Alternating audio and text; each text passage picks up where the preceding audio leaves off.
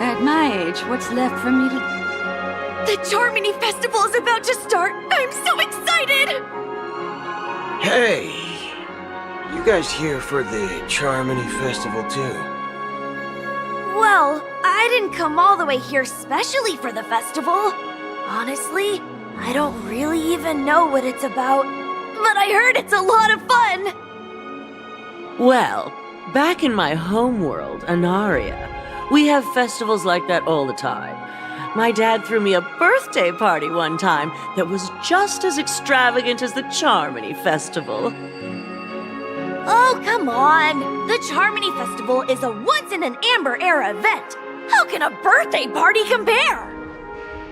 Well, you never know, right? Maybe on her world, birthdays only happen once in Amber Era. Anyway, let's forget about that. Have you heard about the, unsettling things happening in the dreamscape? Unsettling things? What could possibly go wrong? It better not ruin the Charmony Festival! I've been looking forward to it! Relax. With a big event like this, there's bound to be lots of gossip and rumors. Don't worry. If anything does happen, the family will be on top of it. Oh, that's a relief.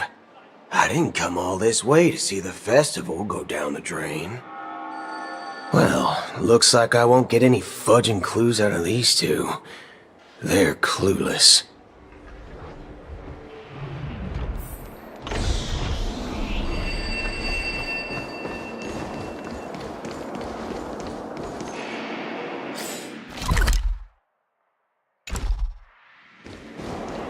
You can actually book a stay on credit.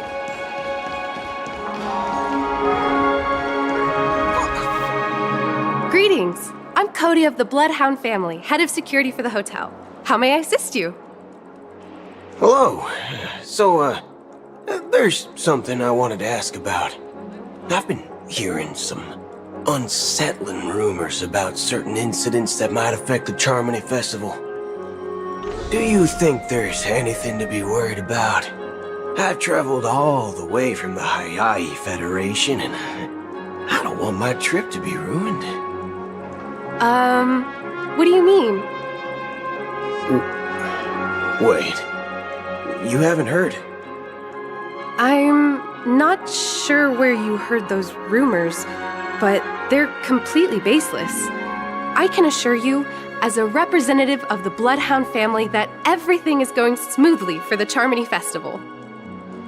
At present, all of the families are focused on making sure the festival starts on time. Even the Dream Master himself has arrived. So don't worry, your trip won't be in vain. That's a relief to hear. She doesn't appear to be acting. So, it seems that even the hotel staff are out of the loop. Back already? Hasn't she returned yet? Nope. I'm starting to wonder if sending her to contact Sunday was a good idea.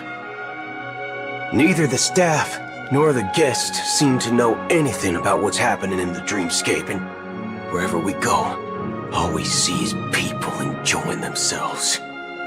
Definitely not a good sign. I agree.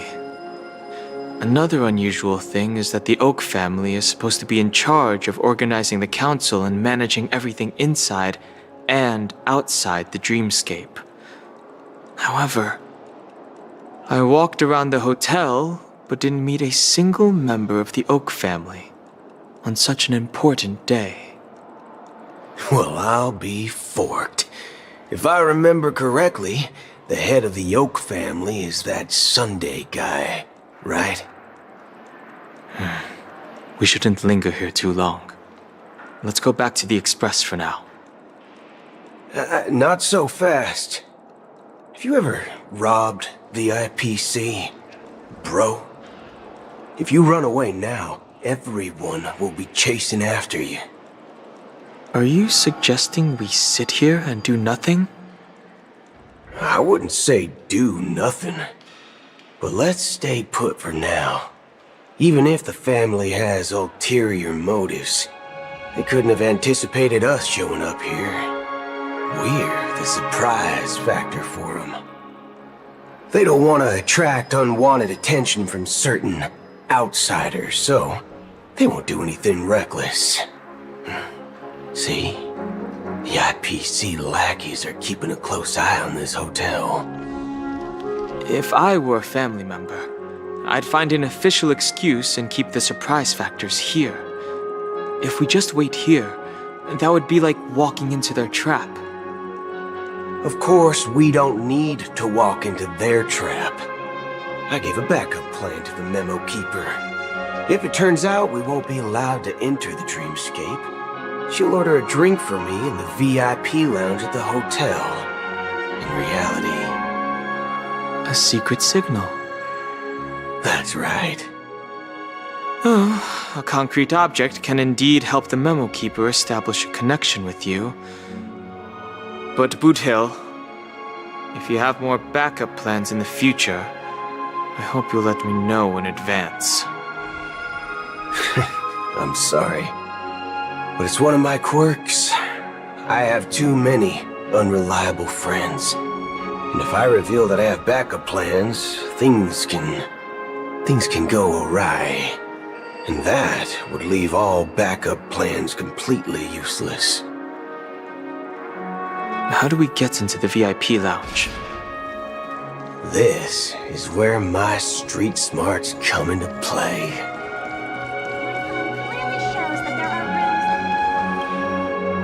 You're the lobby manager, right? Yes, I am. How may I assist you? We're the Nameless from the Astral Express. We wanted to check in, but there's something wrong with your system. The lady at the front desk said she would contact the manager, but now she's nowhere to be found.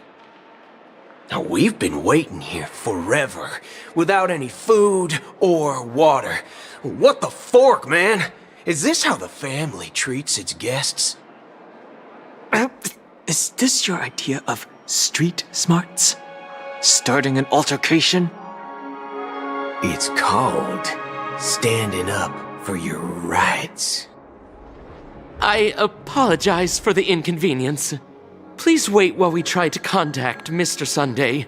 I'll arrange 2 premium seats in the VIP lounge so you can rest there while you wait. See? Just like that. Just don't call yourself Nameless next time. Wow, this bar's something else. Certainly worthy of the planet of festivities.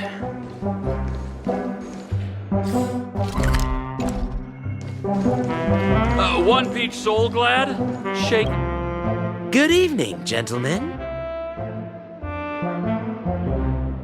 Hey, I have an order for a bottle of Hasdana's White Oak. Can you help us find it? Hasdana's White Oak. I think there might be a misunderstanding. We don't serve that here. Oh, no way. Are you sure you're not mistaken? If someone had reserved such a beverage, I would definitely remember it. It sells for hundreds of thousands of credits per bottle, after all. I couldn't afford to cover for such an item if it were broken or lost. That's strange. Well, could it be that the memo keeper couldn't afford it? Then what should we do now? Oh, no need to rush. Let's grab some drinks first. Maybe I arrived too early and she hasn't come yet. Now, let's see what kind of juice malts you all have here. Give me a glass of Heenum Valley, 40 years. I'll have it neat. No ice. Well, that's the most expensive one on the list. You have a taste for the finer things. It's on the house, anyway. What can I get for you? Anything you recommend is fine. Then I would recommend today's special, Glass Village. It's classic Soul Glad mixed with Laboom juice. It's refreshing and suits your cool demeanor. Just 1 minute. Ah, this flavor. Dynamite barbecue with rocket fuel. Ooh, it really hits the spot. Truly the finest sherry cask aged malt juice in the cosmos. Dynamite barbecue with rocket fuel. Is that really something that humans enjoy? Hey, this guy doesn't know anything at all. As long as you're satisfied, dear guests, please enjoy. Let's give the memo keeper another half-system hour. If she doesn't show up, we'll need to come up with a new plan. In the meantime, let's take stock of the situation. What do you think? The situation is unclear. Something must have happened on the planet of festivities, but the public is unaware of it. Someone in a position of power within the family must be covering it up. It's unusual for the followers of the Harmony to invite other factions, let alone the IPC and the Masked Fools. If what you said about the Emanator of the Nihility is true, the situation in Penacony is a little complicated, to say the least. Actually, there's something else I'm concerned about. Regarding Acheron. As you know, the faction that follows the path of the Hunt are some of the most dangerous folks in the cosmos to mess with. I mean, who in their right mind would impersonate the Cienjo Alliance or the Galaxy Rangers? It's like asking for a death wish. Isn't there a saying among the Cienjo people that the Rainbow Sect lets their Lux arrow do all the beating? Talking. Do all the talking. Well, you know what I mean. Even though the Galaxy Rangers have been out of sight for years, we've been keeping an eye on this region. Even the dumbest criminals know better than to mess with the Annihilation Gang, much less the Rangers. But that Acheron lady, she doesn't seem like a lunatic at all. On the contrary, she's highly logical and organized. She knows exactly when to hold back and when to strike without mercy. And do you believe that someone like her would have an ulterior motive for impersonating a Galaxy Ranger? I'm not entirely sure, but I do have my suspicions. Maybe she knows a Galaxy Ranger, or perhaps she's trying to lure us out for some reason, which I can't figure out. Anyway, what worries me more are the anomalies within the family. They've summoned followers from various paths for the festival. No matter how generous such a gesture is, this move seems highly unusual. Unless the invitations weren't sent by them. If that's the case, it's even more intriguing that the family insists on organizing the Charmony Festival, despite the chaos. Maybe it's Shipei the Harmony pulling the strings. You find it beyond human understanding because it wasn't arranged by humans at all. People do stupid things out of irrational impulses. They abandon their principles when self-interest is involved. They believe in things they know they shouldn't, and fudge, they even break their own rules. But Eons don't. They stick to their determined path and never turn back, even if they reach a dead end. You think Shipei's will is behind all this?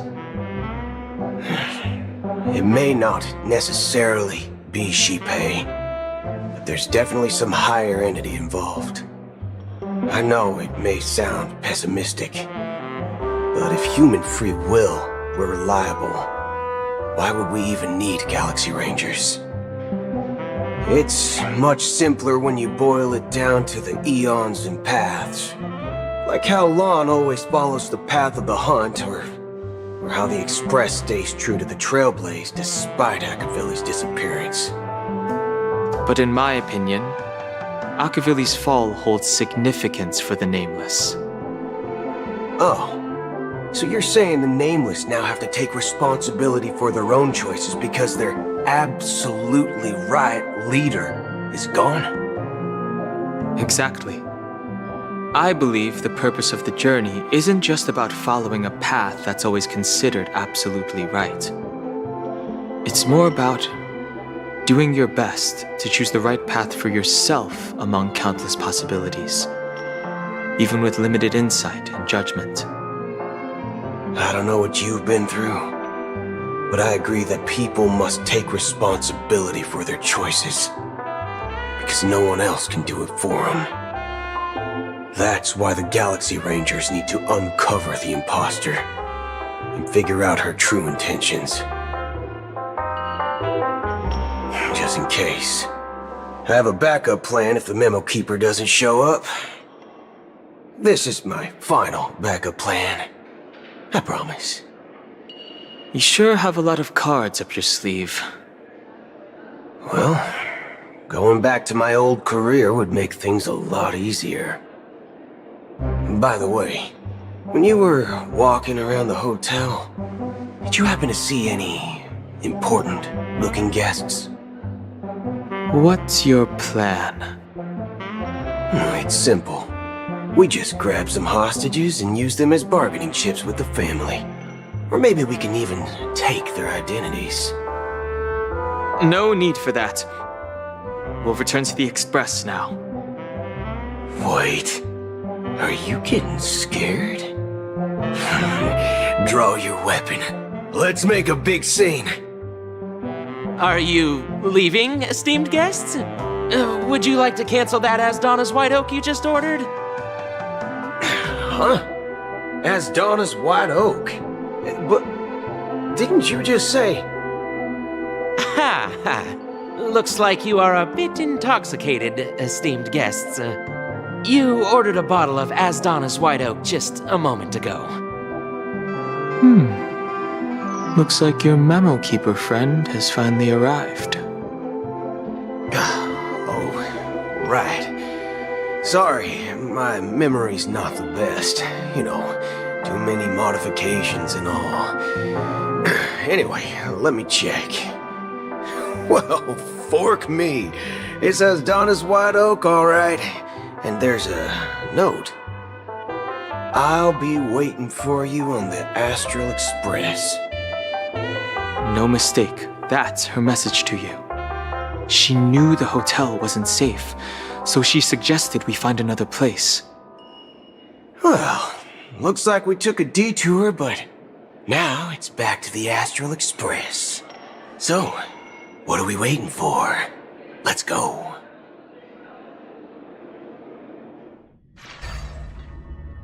You're back? 2 guests just boarded saying they were looking for Boot Hill, so I told them to wait in the parlor car. Oh, just in time. 2 guests? Yeah, or 2.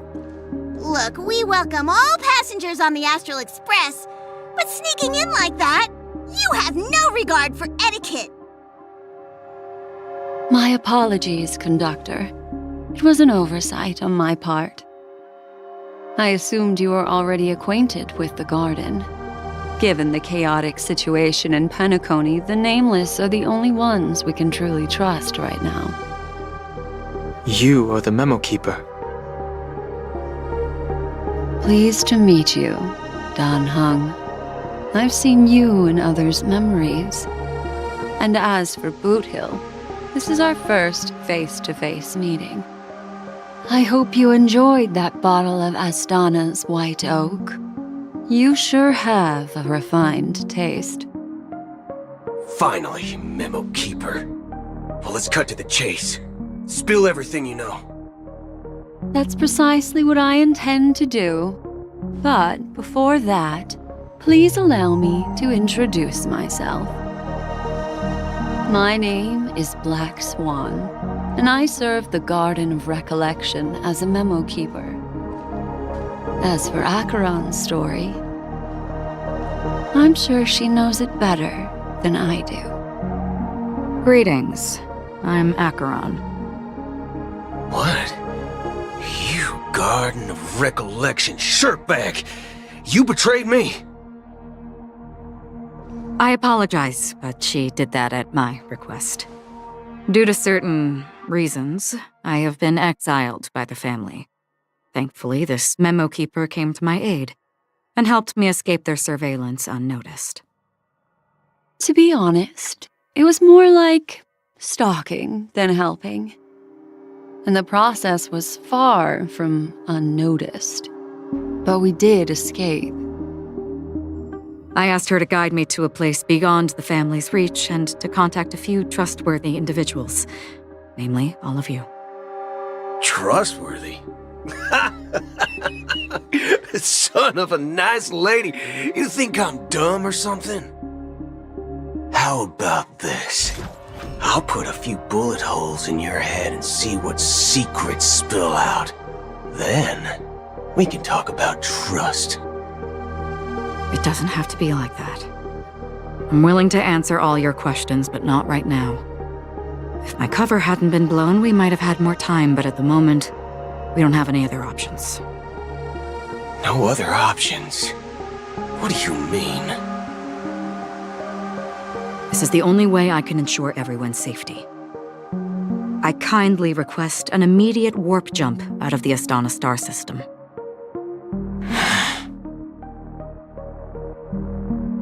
This passenger is requesting... As far as I can tell, she's not a threat and seems to be telling the truth. I've briefly traveled with your companions and know their whereabouts, Dan Hung. Please rest assured, your nameless companions are safe, but they need our help. As for Boot Hill, you may have guessed. I've been waiting for you. Galaxy Rangers are known for their elusive nature and limited contact with each other, so this was the only way I could reach out to you. Only by doing this can I find a true Galaxy Ranger and fulfill a long-standing promise. To return his relics to their rightful owner. Someone once told me that every rainfall is like a gift from the heavens, a sign of their mercy upon the world. Raindrops are said to be the tears of the gods, shed in response to the sorrows of the world. Their constant pouring is a reminder that the gods haven't abandoned us yet. So, how long has this rain been going on for?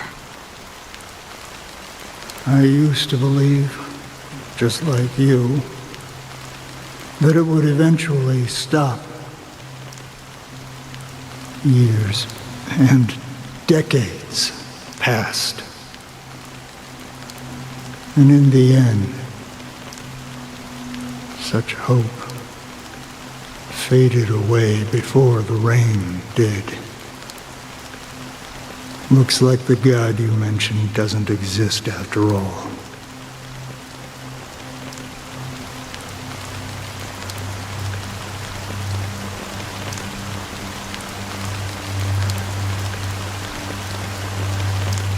Well,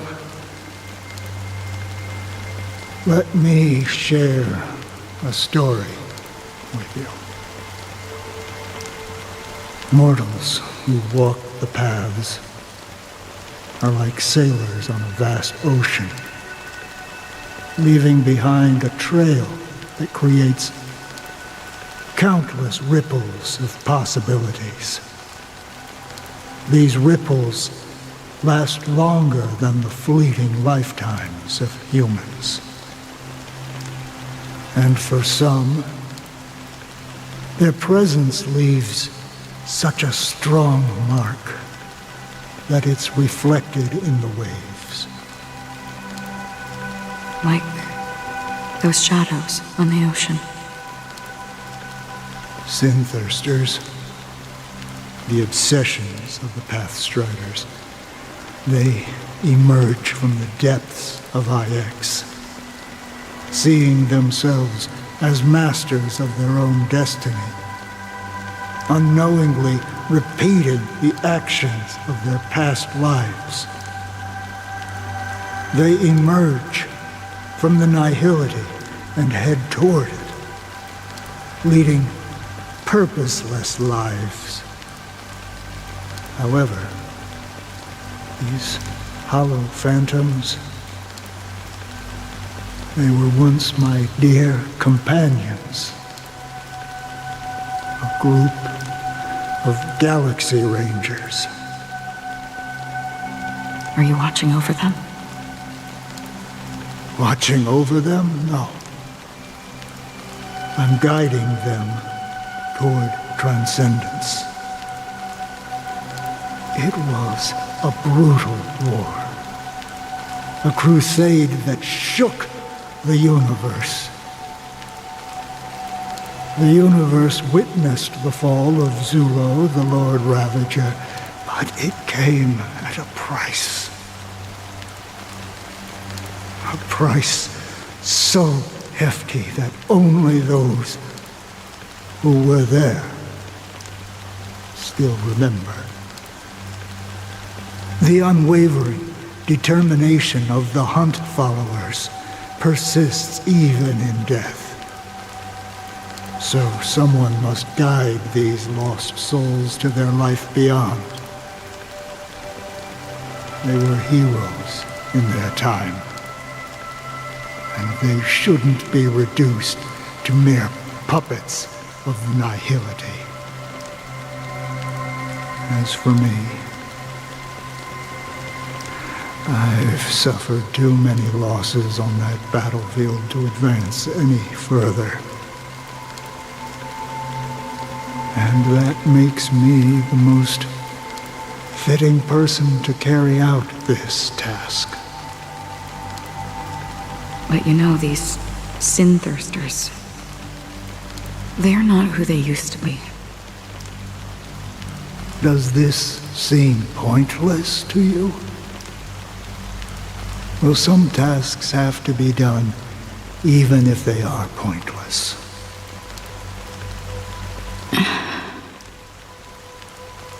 I can help you. For what? For the meaning of the nihility. That's what I've been seeking. I see. After all, this realm is off limits to ordinary souls, right? Thank you, stranger. I wish that you find what you seek. Before we part ways, I have one more question. It is true that their actions and even their entire lives may seem pointless from our perspective. But if, and it's just an if this is what the departed ones expected, should we try to change it? A good question, and a profound one. I don't know the answer. What I do know is that one day I too will pass away. And when I bid farewell to this world, Someone will stand at my grave and place a bouquet of flowers on it.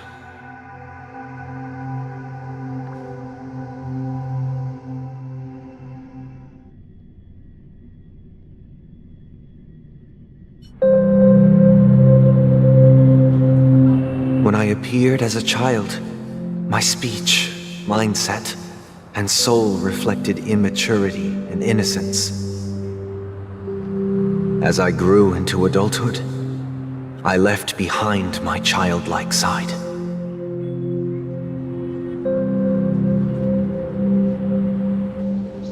I humbly request your blessings, esteemed advocate of Shipe.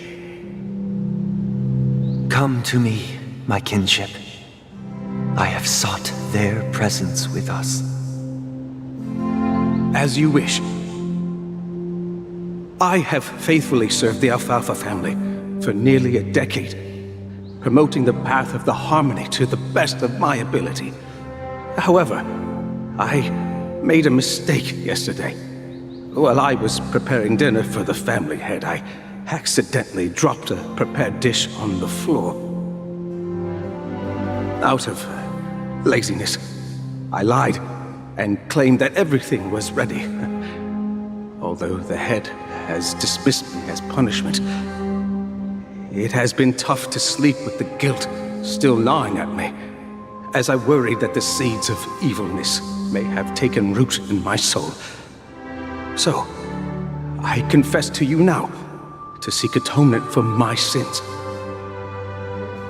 Do you sincerely repent and vow to change your ways? Yes. Have you examined your soul and confessed all your sins? Yes. Are you willing to accept the process of atonement? Yes. Very well. Show your dedication and goodwill to the family, and you shall be reinstated among them. Now, please, leave in peace. Oh, praise Shipe. And thank you, esteemed advocate. Next, please step forward. I wholeheartedly confess to you. Please, pardon my sins. Rest assured, I have implored their presence to be with us. As long as you are sincere, absolution will be granted. Oh, great. You know, I arrived in Penacony as a stowaway. I sold everything to get a ticket. My house, my land, and my 2 children. I see. Please, go on. My children were starving, and I hoped they'd have a chance at survival if they became slaves here. If I can strike it rich here, I'll lift them out of that situation and give them the life they deserve. But the Bloodhound family got wind of it. They're on my tail, hunting me down. I thought I could bring my kids here. It was all my fault. All my fault. The family is ready to forgive all sinners. I'll ask the Bloodhound family to cease their pursuit. You don't need to live in fear anymore. Oh, thank you. Thank you. I'll work my hardest to redeem my children and make them part of the family. Praise the harmony! Next, please step forward. Hey! Long time no see, Mr. Sunday. The most esteemed individual in Penacony, and the next leader of the Oak family. right? I have sought their presence with us. Let us proceed. Sure, let's just get this over with. I have sinned, please forgive me.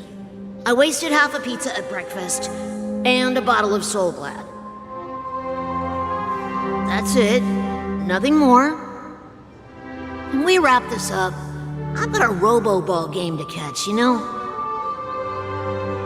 Do you seek to atone for your sins through good deeds? My sins?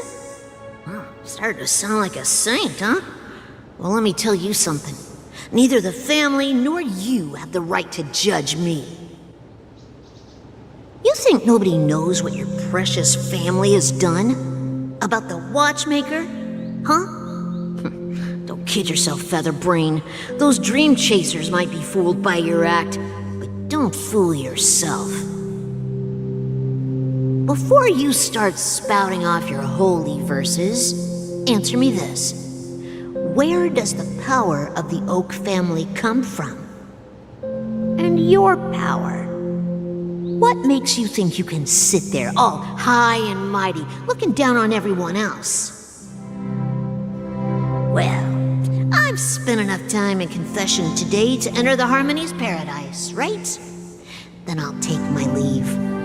Good luck with your election, and, don't make me regret my investments in you.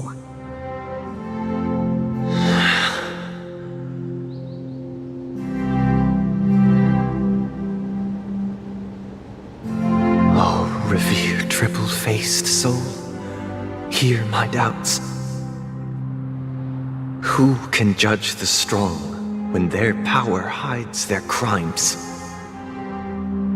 Who can vouch for the weak when they will pay any price to survive? Who can comfort the purest souls when even they get led astray? If the strong defending the weak is truly the foundation of paradise, then who is responsible for the suffering and anguish in this wretched world?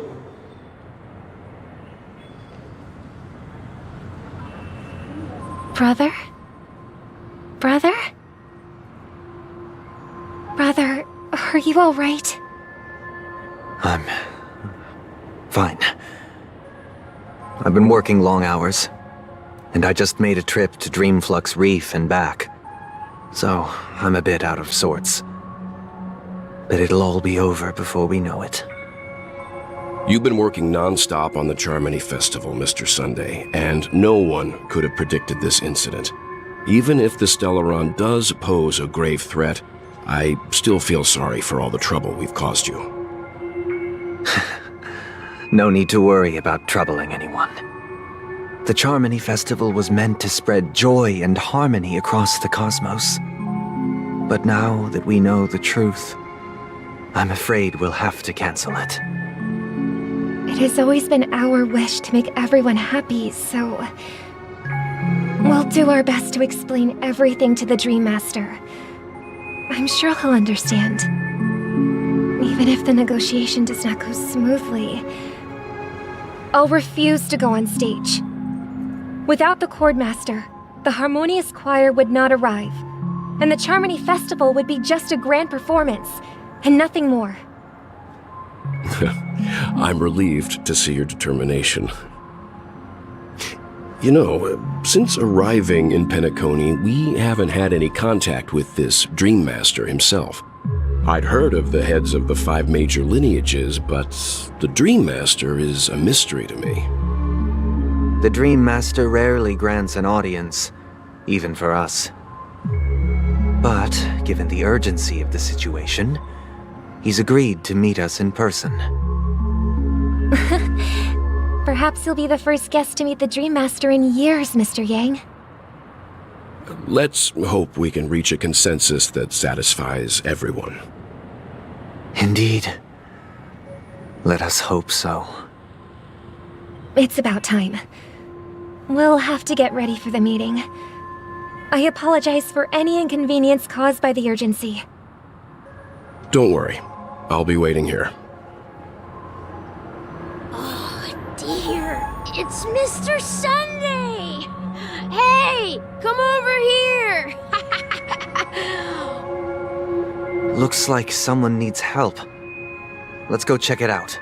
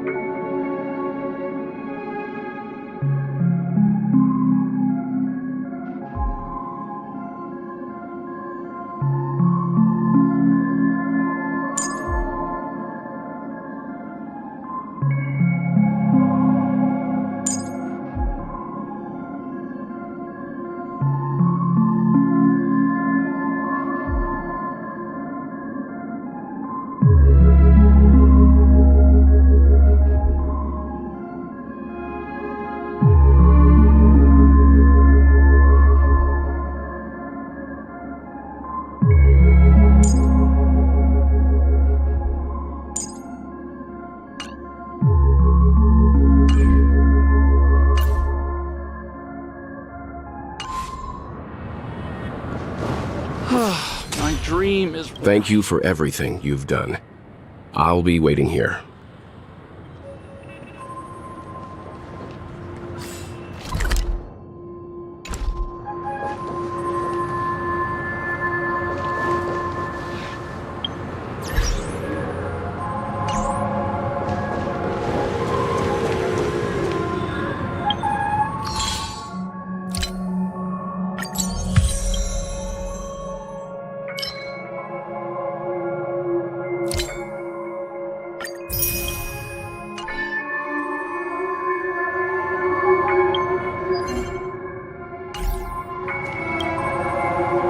Mr. Sunday. Hey there!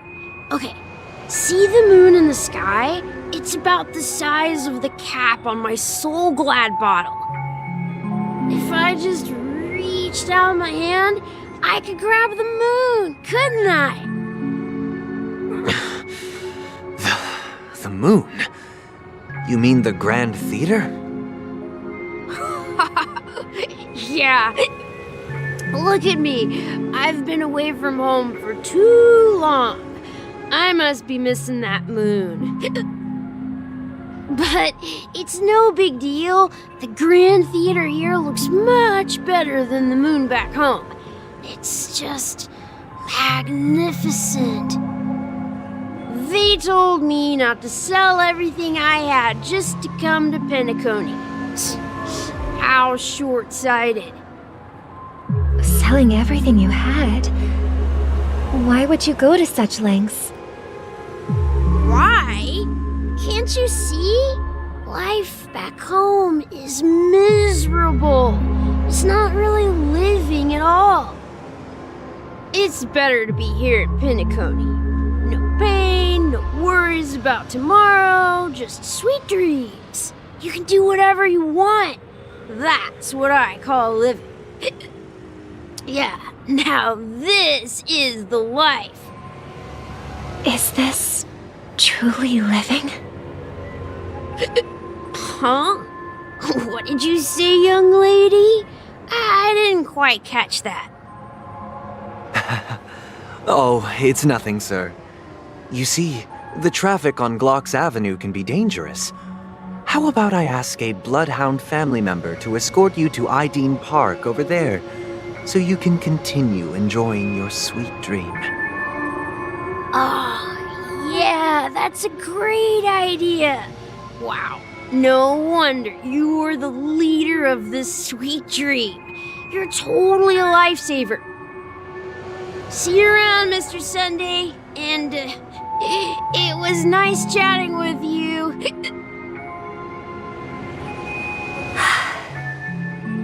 What's up, sister? This is the land of the dreams.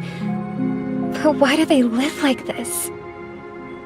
The man we ran into, he doesn't seem happy at all. Even though sweet dreams are nice, they're just illusions. But for him, they're the only way to survive, even if it means giving up on reality. That's not really living at all. I suppose you have a point. But, in my opinion, that's how most people live their lives. Why do you say that? You think that man is not actually living, but that's not quite accurate. Even without Penacony, people create their own illusions called self-value. People believe they have a predetermined value to fulfill. Gaining value means gaining power, and those deemed worthless are seen as the weak. However, value doesn't come out of thin air, and there's a limit to it. To accumulate value, people have to take from others. So, the weak get exploited and oppressed. Are you suggesting that this is not how things should be? Exactly. But, ironically, people don't think there's anything wrong with it, because they uphold the illusory notion of self-value, and even the weak believe in it. The survival of the fittest. That's where all the tragedies in the world come from. People come to the sweet dream in Penacony to escape from that reality and find solace. No tragedies exist here, only happiness, although in its nascent form. Isn't that the same paradise we yearn for in our dreams? Perhaps that man is just an exception. Let's not jump to conclusions. We should experience the dreamscape ourselves, just as I did at Dreamflux Reef. Yes, seeing is believing. I'll accompany you. The Dream Master hasn't shown up yet, so we have some time for a stroll.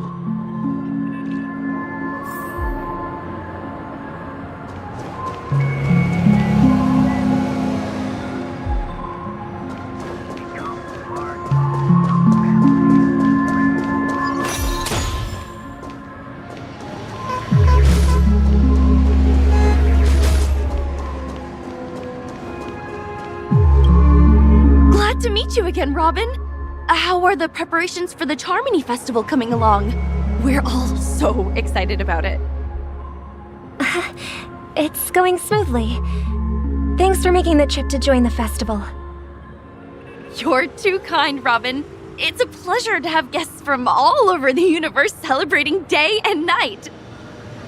I can't stand being lonely or bored, so this jubilant dreamscape is perfect for me. But if this went on forever, would it get boring too? Nah, not at all. Who would get tired of having so much fun? Every day, you get to wear fancy clothes, explore all sorts of dream bubbles, indulge in delicious food without gaining weight, and you never get old or sick. As long as you can afford a room, this place is the ultimate paradise. But you know that only a few things can be brought back from the dreamscape to reality, right? That's exactly why I don't plan on bringing anything back. Just enjoying the dream itself is good enough for me.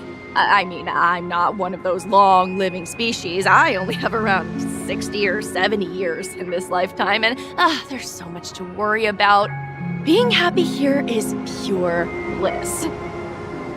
Only in this sweet dream can I truly feel like I'm in control of my life and fate. Who would want to go back to reality after experiencing this bliss? I see. I genuinely wish you all the happiness in the world. And I wish you a fantastic performance, Robin! I'm off to the Blue Hour for the ball. See you later.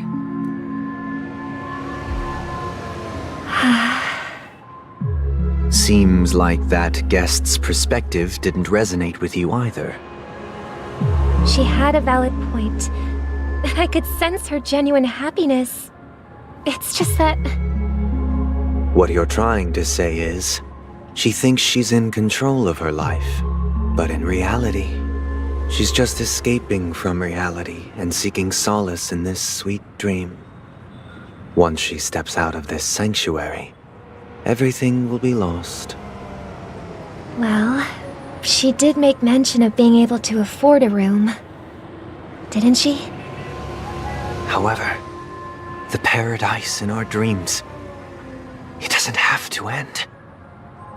No, and the paradise we yearn for shouldn't be just a fleeting dream either.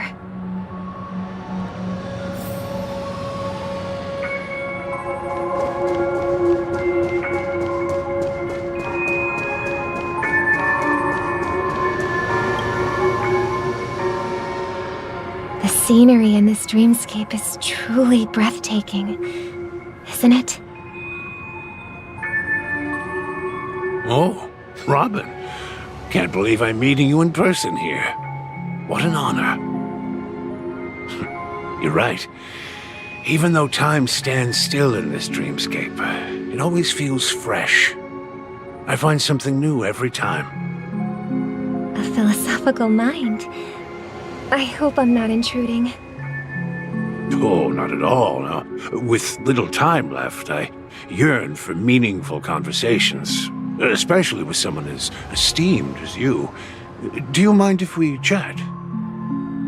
It's my pleasure. No need to be formal. Just speak your mind. You said, with little time left. Please, forgive me for being blunt. But is that why you came to Penacony? Yeah. I was part of a war, and while escaping from the Sarkosian mothership, I got exposed to some radioactive materials. And then, all my comrades died, and my hometown was wiped out by neutron bombardments. I couldn't bear to live with everything I knew gone. That's when I heard about a possible solution here, so I came. How heart-wrenching. I hope the family has been able to help you. They have, and I'm truly grateful for that. They provided me with a comfortable room, the most advanced life support devices in the cosmos, and a stellar team of caregivers. My physical body is now in the dream pool, sustained by life support. The me you see here is whole, rational, and no different from any other person. But I can't say the same for the me in the hotel room. My true appearance? Huh? I hope you never have to witness it, Robin. So, you'll be living forever in this dreamscape, right? Just being able to live at all is good enough for me. Whether it's in this dreamscape or not, well, I don't really have much say in the matter. My world has been torn apart, and my life could end any second. So, even if this whole place is an illusion, it's still my paradise, and I'll treasure every moment I spend here. How I envy those everlasting things. That old man's story. It's so tragic. Fortunately, this sweet dream gives him joyful memories to hold on to for the rest of his life. That's precisely why this sweet dream in Penacony exists. However, even the sweet dream has its limitations. While it provides solace to the disillusioned, it can't completely eliminate pain in reality. There will be a way out. Penacony is already on the right track.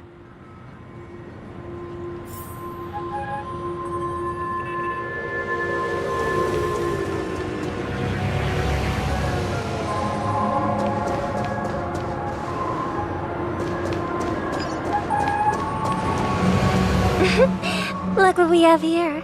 A lovely young lady. Wait, is that me?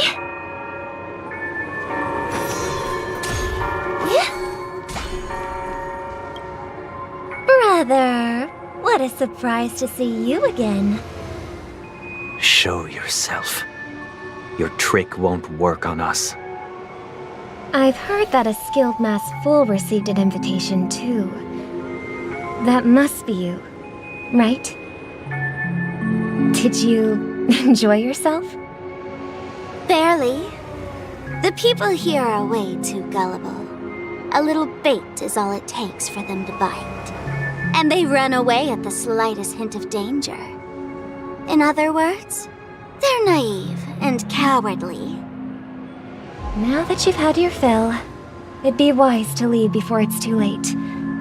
The music of the harmony doesn't tolerate discord. What? Now that you have the real Robin, I'm useless? Oh, how disheartening. I've done so much for the family. You should be thanking me, because if it weren't for me cleaning up this mess, Penacony would still be in shambles. Don't you think? That was a personal request from the head of the Iris family, and it has nothing to do with us. Step aside and stop causing trouble for the Charmony Festival. The Charmony Festival?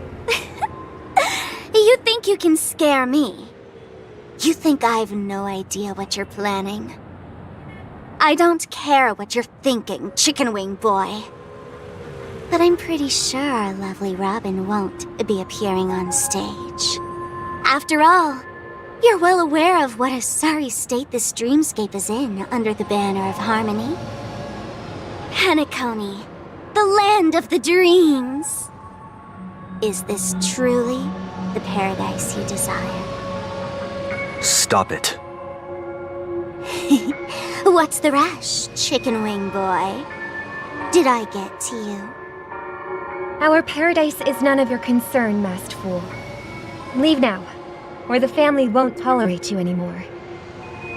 All right. I'll go. But Robin, I suggest you seriously consider this.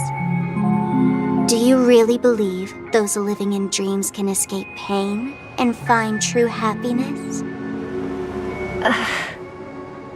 Well, I've done my part, and now I'm simply waiting for the fireworks to begin.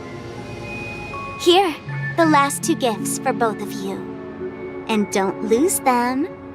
If by some unfortunate chance the Charmony Festival starts against all odds, remember to use them during the show.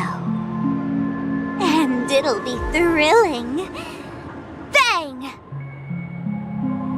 I heard a raven cawing in the distance. It seems the Dream Master will arrive soon.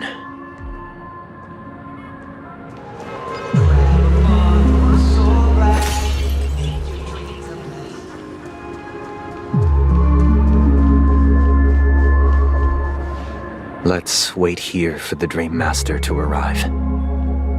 Okay. By the way, brother, I heard you no longer have a sweet tooth.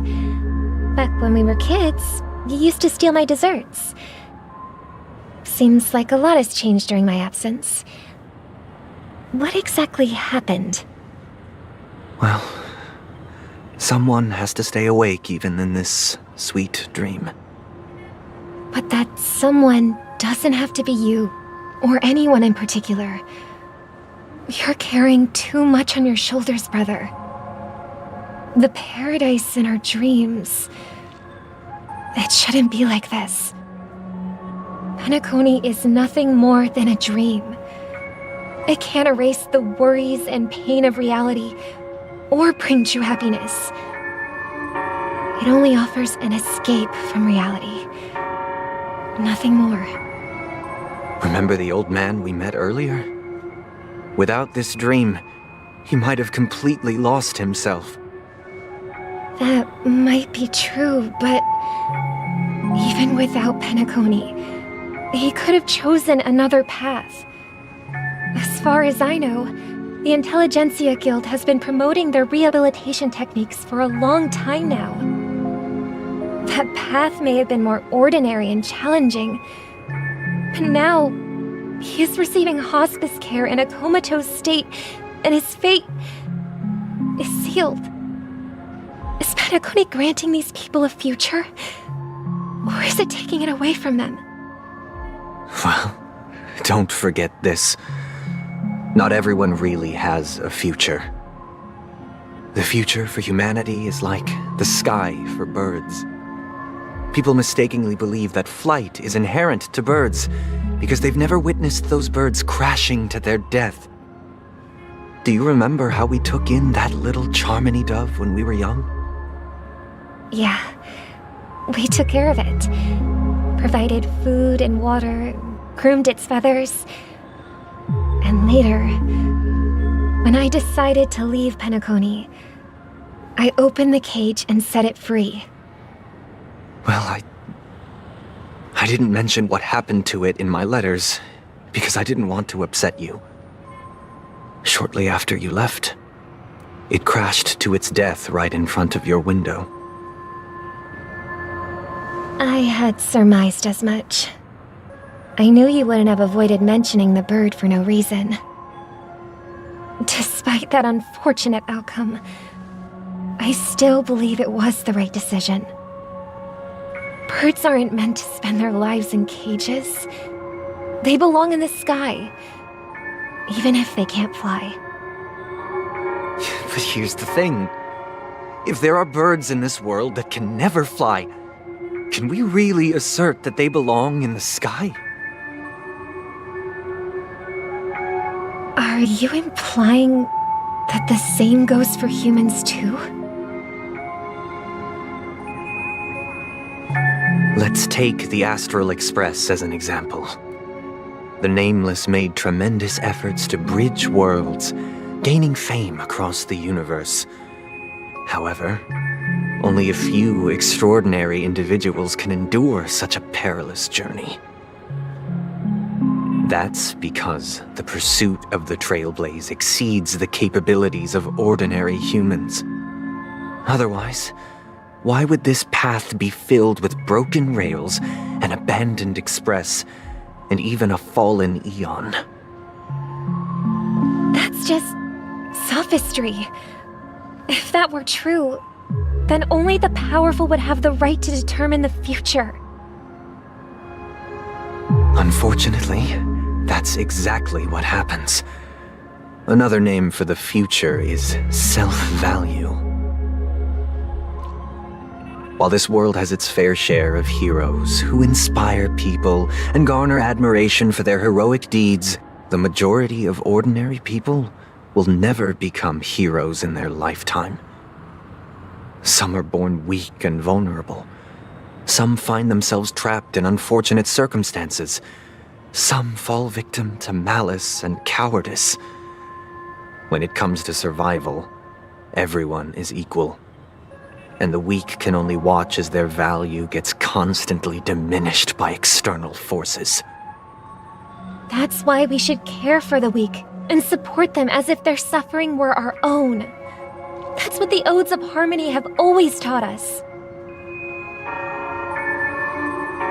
While the Harmony holds noble aspirations, the strong will always be strong, and the weak will always be weak. Even in this carefree dream. Human nature contains greatness, but it also harbors inherent weaknesses that can't be eradicated.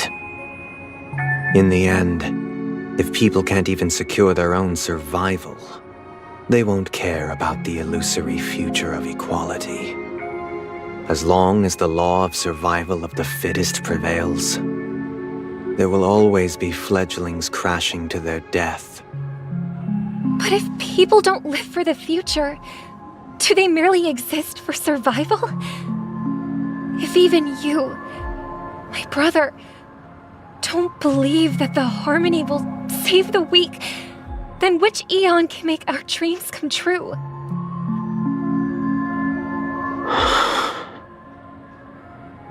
People often forget that when the first bird took flight, the entire world envisioned a future where no more fledglings would ever crash to their death. Are you reading, sister? What are you reading? Mr. Gopherwood gave me a picture book. It's about the story of the harmonic strings. If I could become a chord master, I'd like to summon Dominicus, the harmonious choir. I want to sing with everyone and spread our wishes so that all can feel happiness and joy. I see. Then I would summon the harmonious choir too. Don't you have a wish of your own, brother? Of course I do. It's just that it includes your wish and everyone else's. I long for a true paradise where everyone can find peace.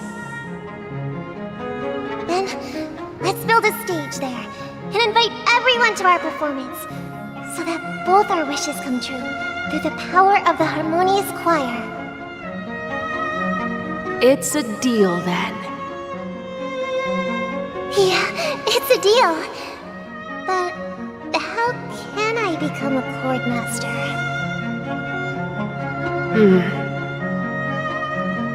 Maybe you'll have to become a star first.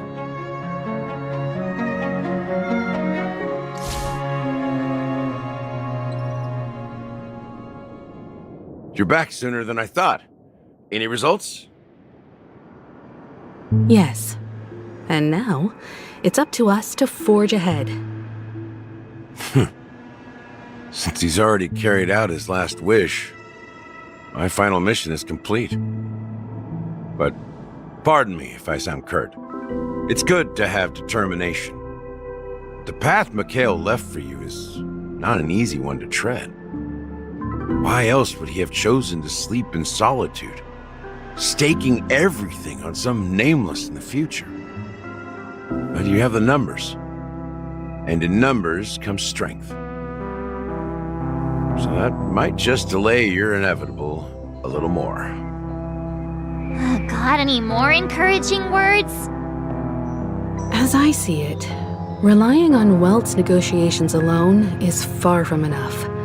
Regardless of whether the other party will be compliant, negotiating simply allows us to meet them as equals and won't grant us an upper hand. Penacony is our rival's home turf, and we already have very few chips left to play with.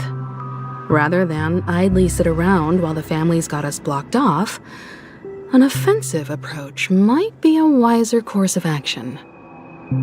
We're more familiar with the Stellaron's properties than most, and since it's the key to stabilizing the sweet dream, it's vital to the family's interests. By attacking their core interests, they're bound to retaliate hastily.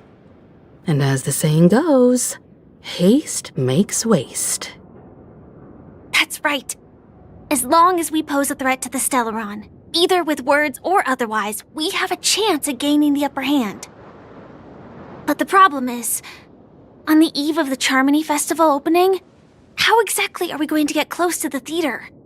Family security will be airtight, and if we brute force it, even if we succeed, it's too risky.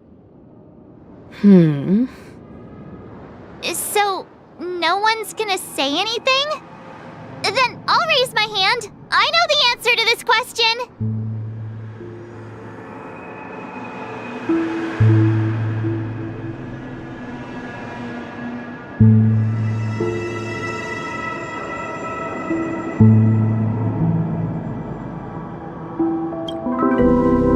Why are you speaking like the General of the Law Fu?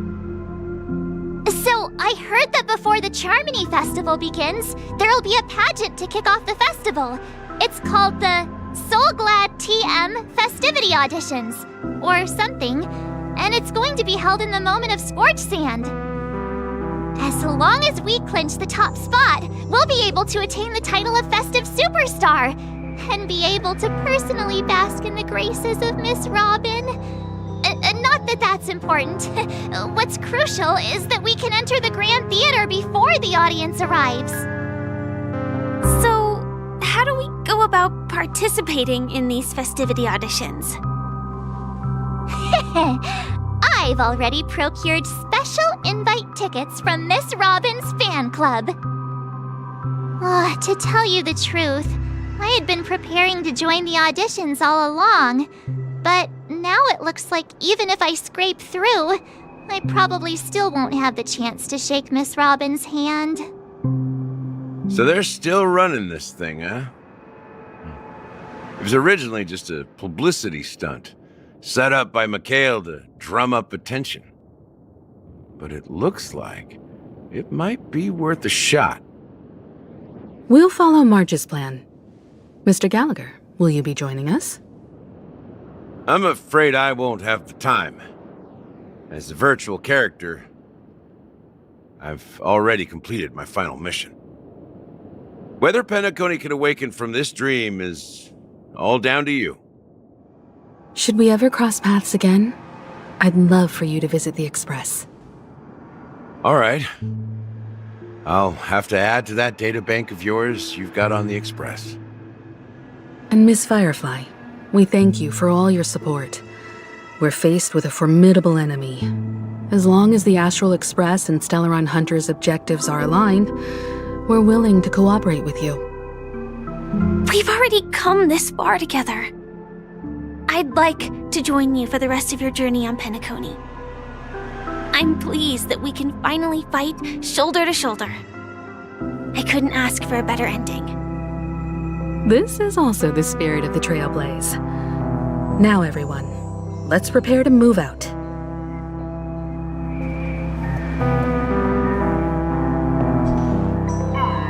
Ladies and gentlemen, welcome to Scorch Sand Hall. This is where challengers thrive and dream chasers shine, all under the watchful eye of the entire universe. If you have ambition, dreams, and the drive, dear friend, the next superstar of Penacony's Charmony Festival could be you! Oh, wow! They've really outdone themselves! Oh, I'm starting to get excited! Behold, here come 4 friends with spirit high and full of steel. Are you aspiring to be the superstars of the festival? Is he talking about us? Yes, you! There's no doubt about it. I see you have all the potential of a superstar in you. Excuse me, you 4. What are you hoping to get out of all this? As the last group of contestants, how confident are you in overcoming all of the challenges? Would you be open to a brief exclusive interview with us? It'll be quick. Your journey is long and fraught with peril, yet under a sky blanketed by banners, you vie for the crown. The sword and rose! Protect the beauty! The beauty! The beauty! Magnificent and majestic! A knight's head is hard as steel. Brother Lance's focus is stubborn as a heel. We don't all have to be winners, but if we don't have fun, we'd all be sinners. People are pouring in. It kind of feels like all sorts of baddies are showing up. Let's get in there quickly and enter the competition. Ladies and gentlemen, please, make way. Make way. Coming towards us now is one of Penacony's top 10 wealthiest tycoons, and the Soul Glad Business Empire's founder, Mr. Idean. Allow me to introduce myself. I'm the director of Soul Glad's factory, Idean Lida. My 4 friends, introduce yourselves to the audience across the cosmos. Hello, everybody. I'm Himiko, a nameless from the Astral Express, and these are my companions. Don't you guys need to hide your identities? I can't hide it anyways. Penacony is plastered with our posters. And because the Astral Express is so well known, the family won't dare to make any rash moves.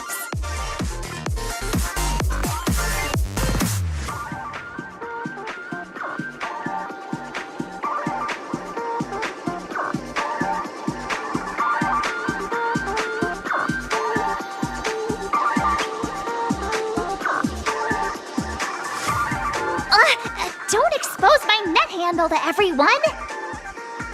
Hello, everyone! I'm March 7th. I'm an ordinary girl who loves adventures. Hello, everyone. I'm Firefly.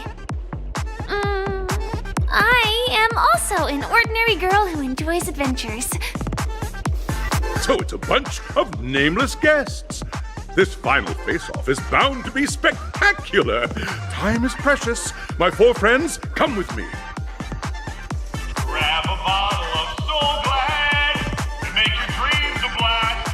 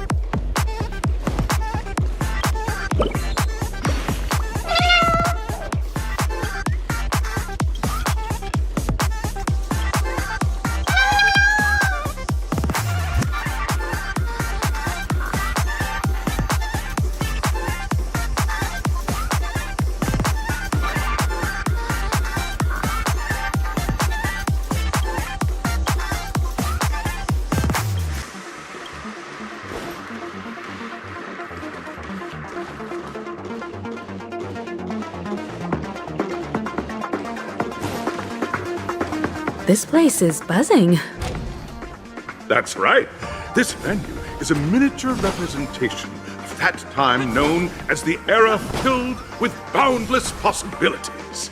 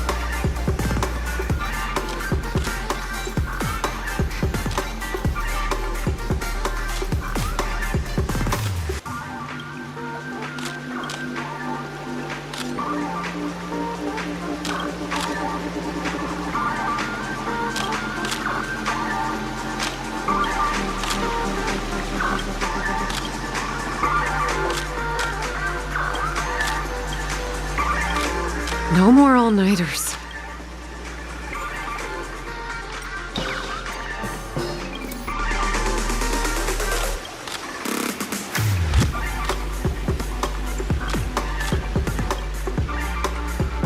Grab a bottle of Soul Glad and make your dreams a black.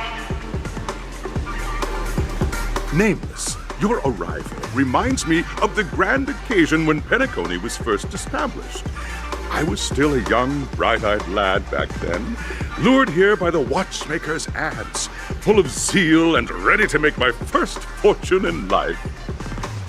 Once, during a particularly grueling day, I passed out and was resuscitated by a drink from Mr. Sousa. That sweet taste has since been etched in my mind, and that was what drove me to create the Soul Glad that we all know and love today.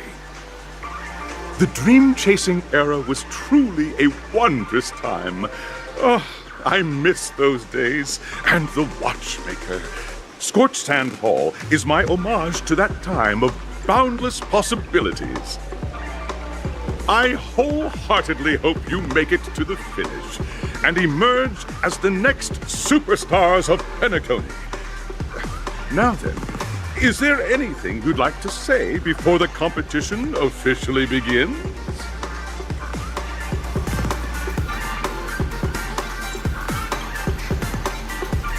Ha! That's the trailblazing spirit. How about you, Miss March? Hello, everyone! Next up, get ready for the Mega March 7th Adventure, where I'm going to break the speedrun world record! Trailblazing into the uncharted and challenging the limits. That's Miss March 7th for you. How about Miss Firefly? I hope that by the end of this journey, everyone will have achieved the outcome that they hoped for. Ah, a wonderful wish! Miss Himiko, what are you expecting from your team? Safety first, everyone. Simple words, but full of warmth. Waiting for you are 3 stages, each connected to that era. The first 2 stages offer 2 distinct paths to choose from, with unique challenges on each route. And in the last stage, you will face off against a champion who has defended the title to this very day. A beloved contender whose noble virtues are unrivaled. Those are the rules. Simple. Everyone clear? Now then, I hereby announce that the 33rd Scorched Sand Festival of the 20th season, sponsored by Soul Glad Enterprises, has started.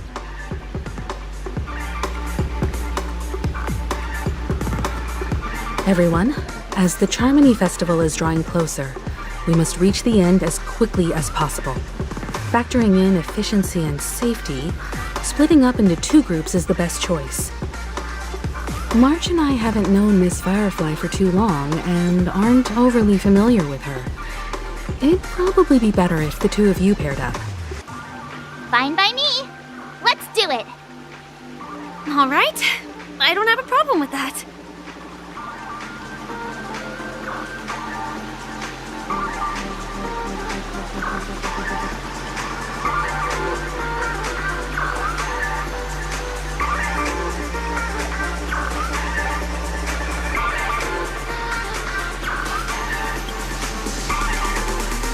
Time's ticking. Just listen to the grown-ups. We'll split into the assigned groups then. Let's not waste time.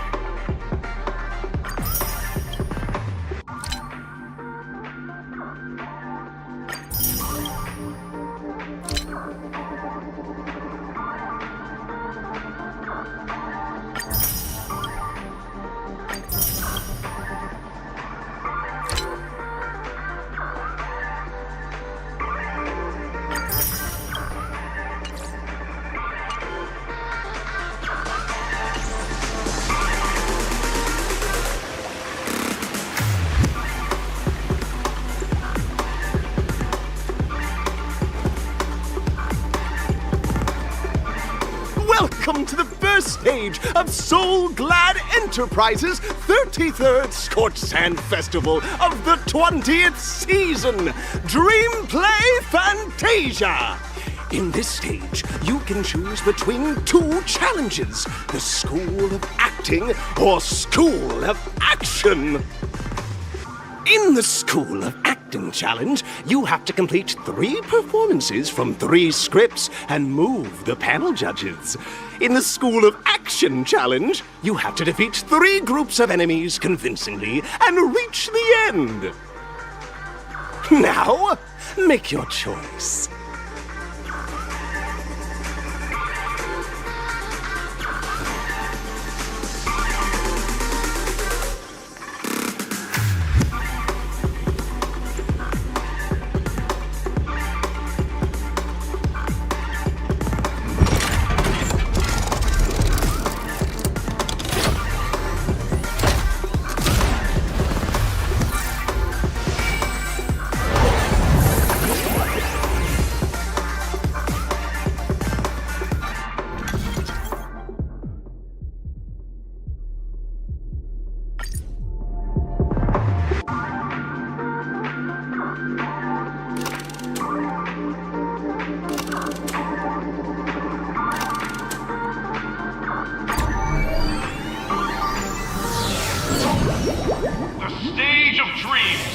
those who dare to dream.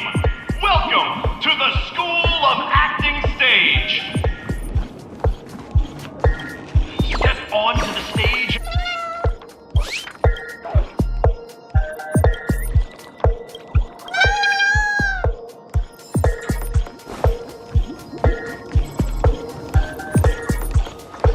Competitors, allow me to introduce the rules of this challenge to you. There are 3 stages up ahead. On each, you will find an outline of a script. These 3 scripts were written by the legendary filmmaker, The Watchmaker, and depict various stories from Penacony's era of pioneering. Your task is to bring those moments to life, find the right words, and act convincingly to make the judges feel the script's intended emotions. Oh, I wish you a successful performance. Also, a bit of trivia. The record score for this stage is held by a participant with fiery red hair. His exceptional performance brought even the strictest judge to tears. It's like he wasn't even acting at all. We are running out of time, so let's get this over with quickly.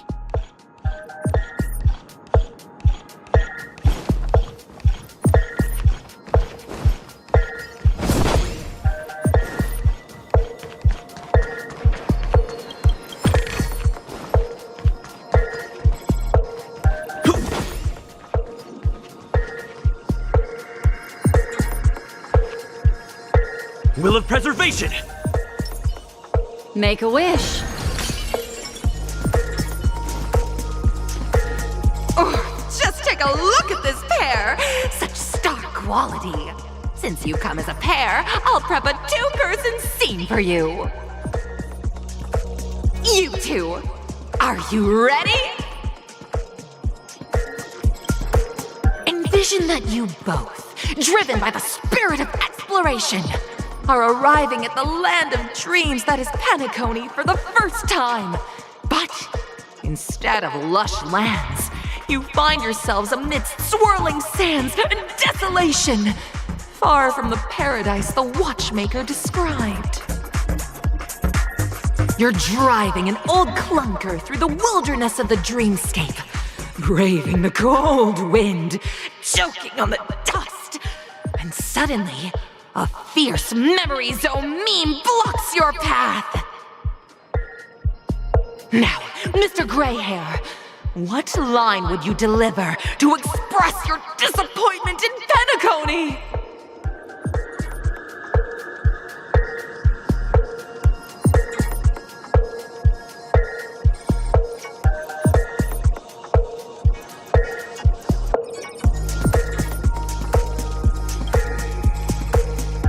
No, that's not right.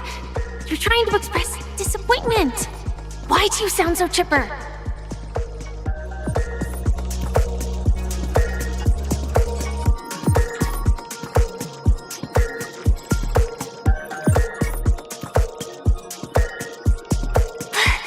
Do you usually express disappointment this way?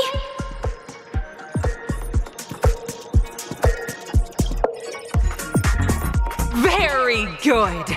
Now, though you're disappointed, your screen partner is conversely very enthusiastic. Now, young lady, you will say... This is great! I love living on the wild side! Very good, very intense! And then we cut to the story's next scene.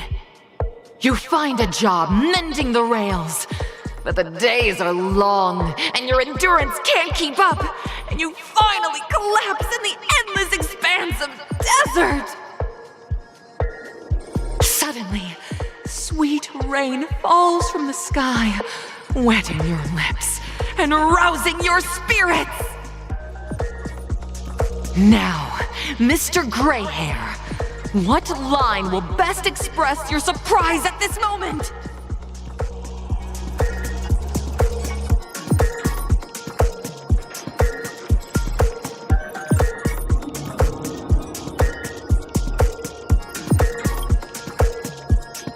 That's not right. That line doesn't sound very surprised.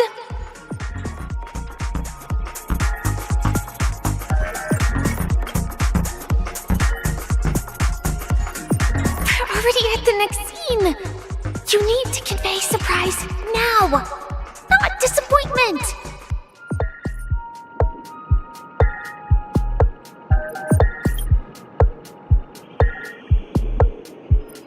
But at this moment, your partner yet gazes into the sky, both her eyes closed. The raindrops fall, blurring her vision, and she tragically says... Perhaps we were never meant to succeed. Right?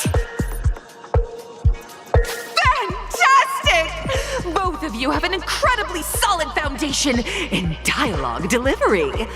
However, lines aren't everything in a performance. Please continue this story on the second stage. Up next, you'll be challenged with a body language test. I hope these tests won't take too long.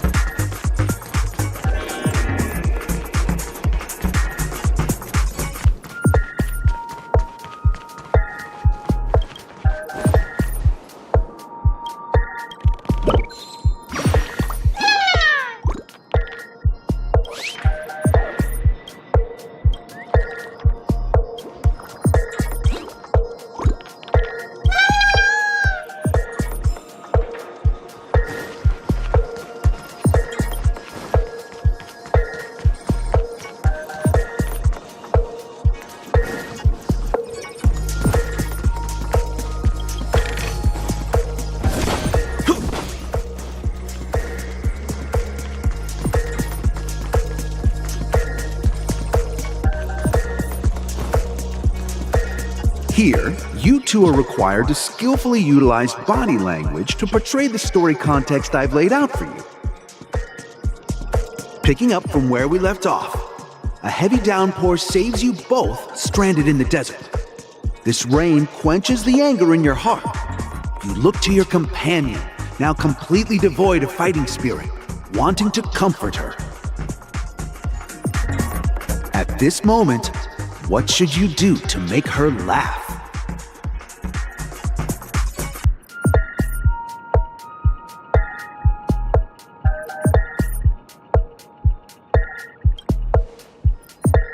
The test now is about body language. I don't think dialogue is allowed here.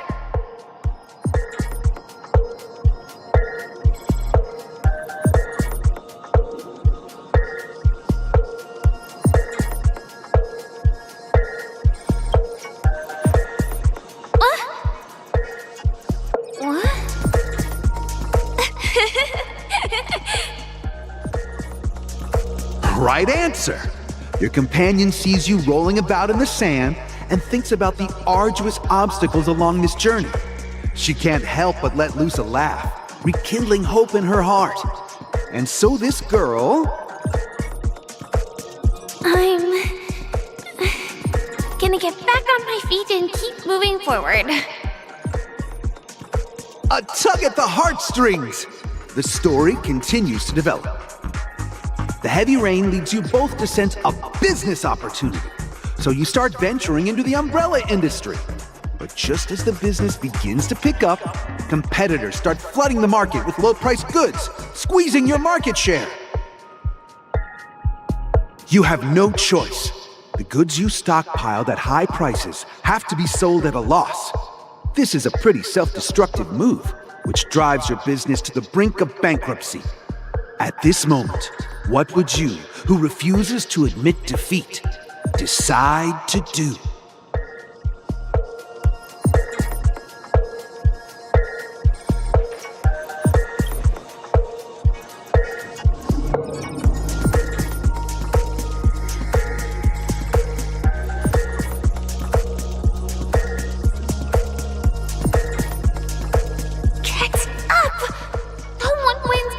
War by kowtowing!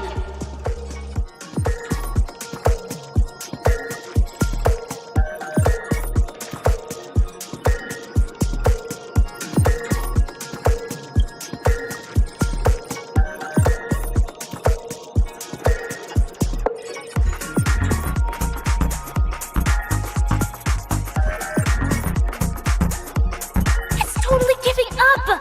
Come back here!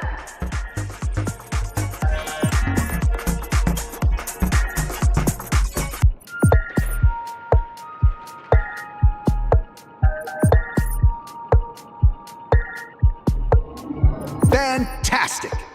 But it's a pity your friend does not agree. Seeing that you're up to your eyeballs in debt, she sees nothing but despair in her future. And then... I leave Penacony in utter disappointment! Is that okay? Of course! Absolutely! I was this close to tears! Both of you possess exceptional acting talent! However, the true test is yet to come. You're about to encounter the harshest judge this show has ever seen.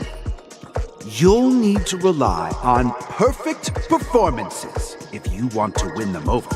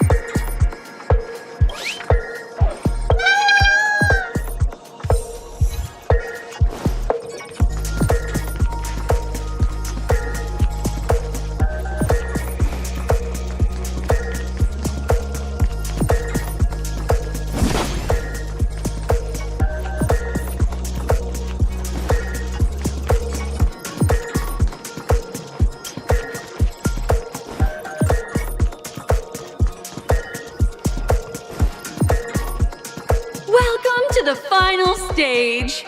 Actually, all the scenarios that you previously encountered were all from the film Once Upon a Time in Dreams. Two companions arrive on Penacony with nothing but a dream. Their desire for achievement is met with continuous setbacks. Ultimately, one continues on, despite spiraling into debt, while the other concedes defeat and leaves. Many years later, their paths cross once more in the thriving Penacony. Yet, they refuse to acknowledge each other because...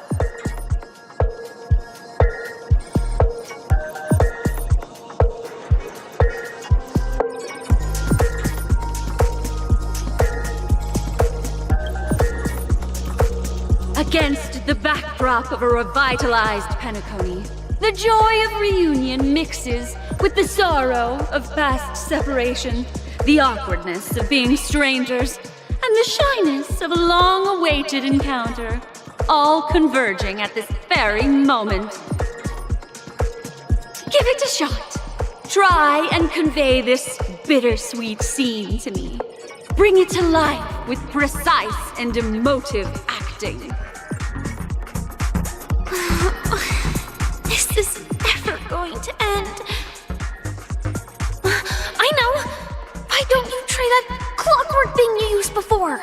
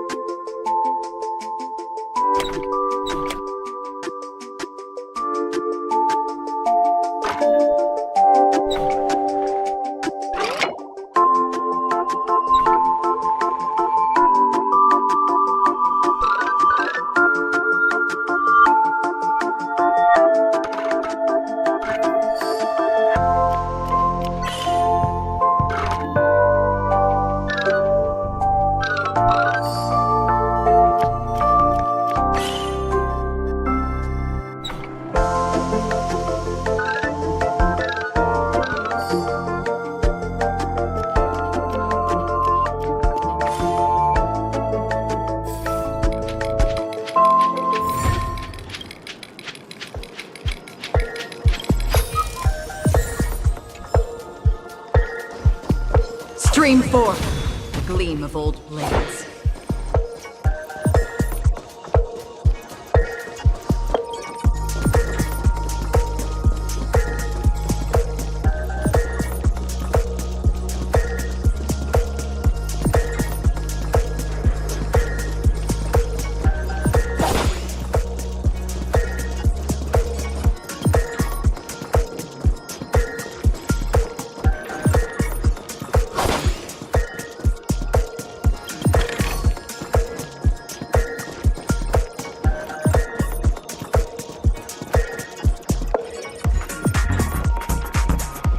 Your performance is far from satisfactory.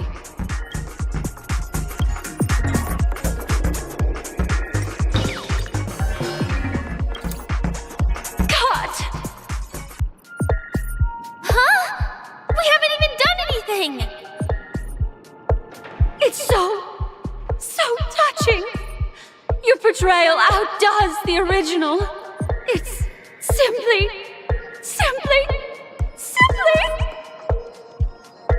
beautiful! We have passed the test. We ought to hurry up. The Stellaron is at stake.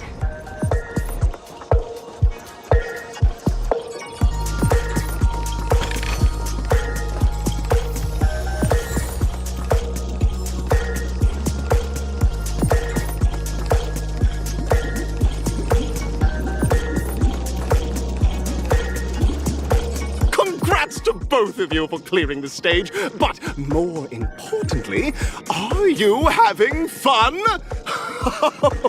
Fun is more important than success. Look at the time! You finished much faster than that red-haired contestant did. That red-haired contestant.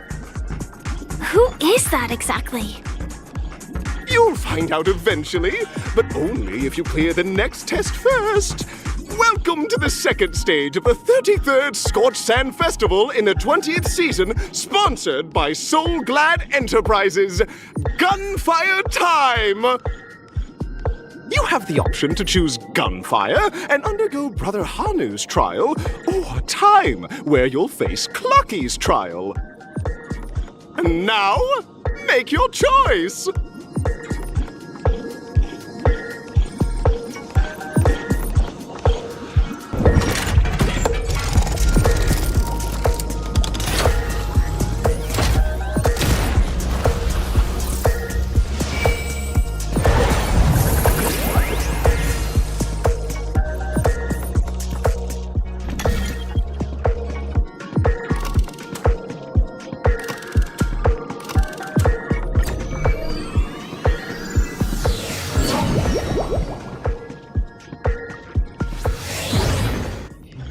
Dear friends, welcome to the enchanting universe created by the Watchmaker.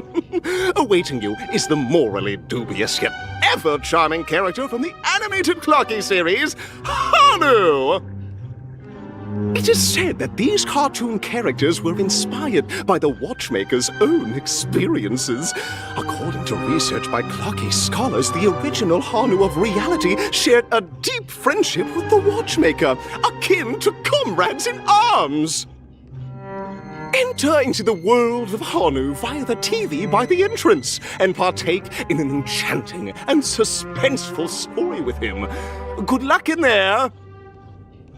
If it's a gunfire trial, we should be able to settle this with a fight, right? I hope this won't waste too much of our time.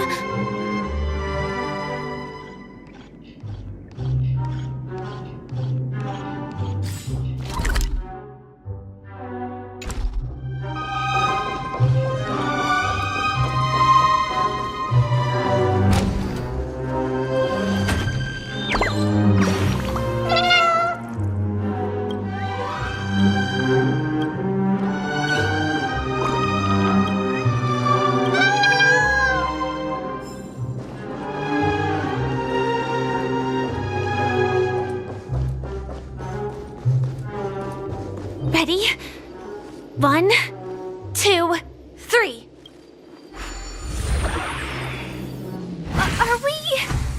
Are we both in control of this Hanu character? Very good!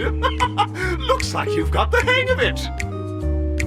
In this Hanu's Adventure episode, Boss Stone has gathered his battleships for an assault on Dreamville. Old Buzzfly, Cousin Wolf, and Bombhead are all raring to go.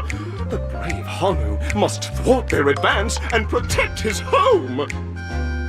Alas, Hanu presently is ill-equipped to fend off the malevolent mischief makers, which is why he is preparing to seek out the Puzzle Gentleman's aid.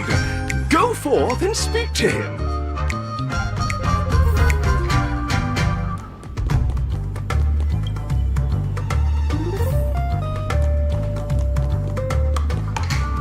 Oh, brave Hanu, you look like you could really use some help. Long time no see, Hanu. You look pretty stressed out.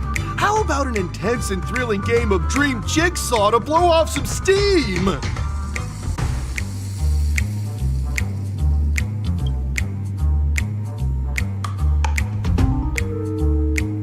Oh my! Are you telling me that Boss Stone has rallied the villains to seize Dreamville? What a dreadful twist of fate! Listen closely, Hanu. I'm aware you're in need of a suitable weapon. And I also know there's one just upstairs. But you know what? You'll have to play an exhilarating round of Dream Jigsaw first. No jigsaw, no moving forward.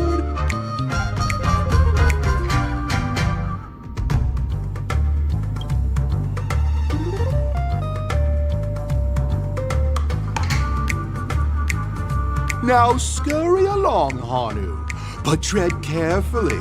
Two ne'er-do-wells are also eyeing those jigsaw pieces. Either outsmart them with the quick knockout, or ensure they don't catch you in the act. I can't wait to see you finish the Dream Jigsaw. Best of luck, Hanu. Let's stay alert and make sure those monsters don't spot us.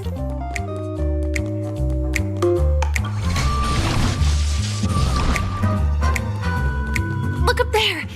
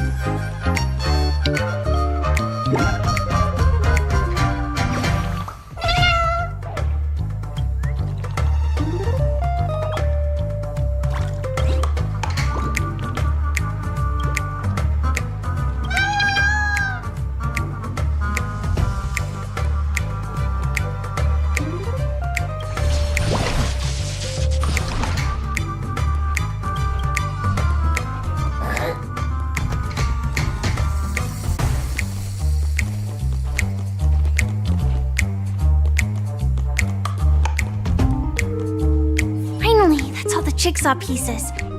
Let's hurry back.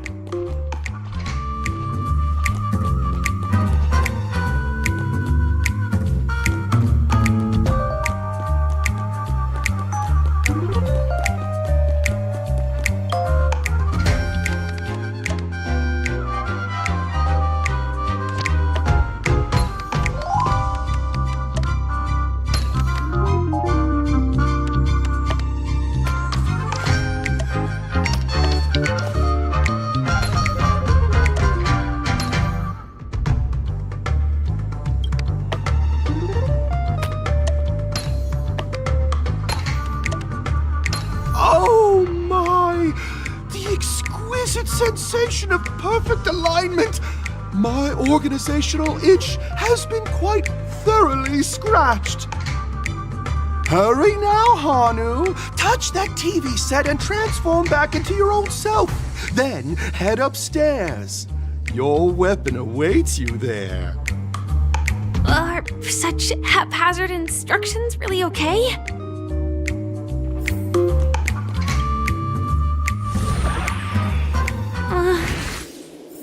Disconnecting from that thing so suddenly has left me feeling slightly disoriented.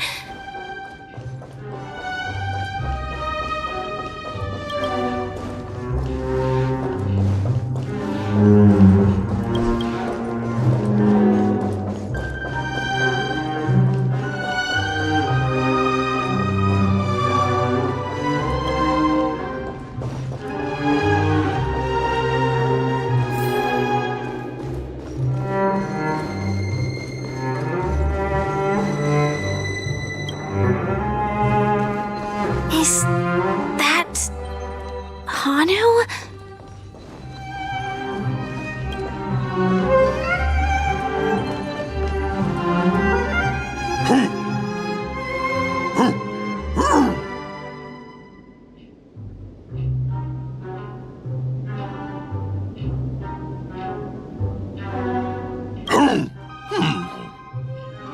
What exactly is he talking about?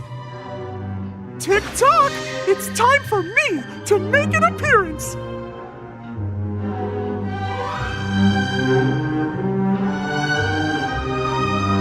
Clocky? I can also see him. Is this character part of the show? In Dreamville, Clocky is everywhere and can do anything! Like right now! I can be your translator! Tick-tock!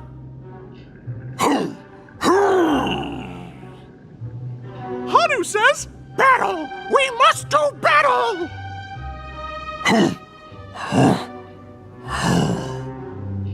The enemy is at our doorstep, and we have no path of retreat for the future of Dreamville! Touch that suspicious-looking TV right now! So they just jumped inside that TV. Sheesh. Logic in this plot and dialogue is really being pushed to its limits.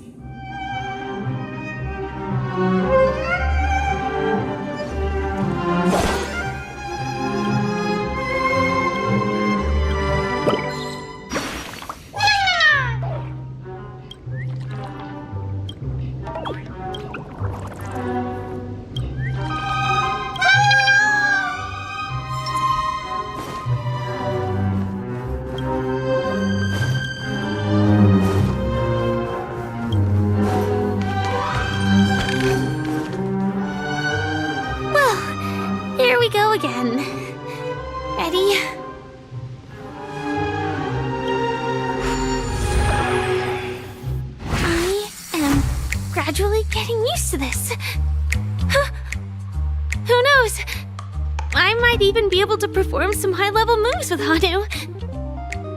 Oh, did someone say high-level movies just now? That's right, pal. The upcoming script is just exploding with all sorts of high-level shenanigans. Last we saw, Hanu was preparing for battle. Suddenly, he hears heavy footsteps coming from the hallway. Malevolent mischief makers have broken into his home. But brave Hanu won't go down without a fight. He instantly sprints for the storage room, ready for a do-or-die showdown against the baddies. But we still don't have any weapons in hand. Guess what? Hanu's favorite bazooka just so happens to be in that storage room. So get a move on. What a coincidentally convenient plot twist. It'd be even more awesome if the organizers allowed me to wear armor.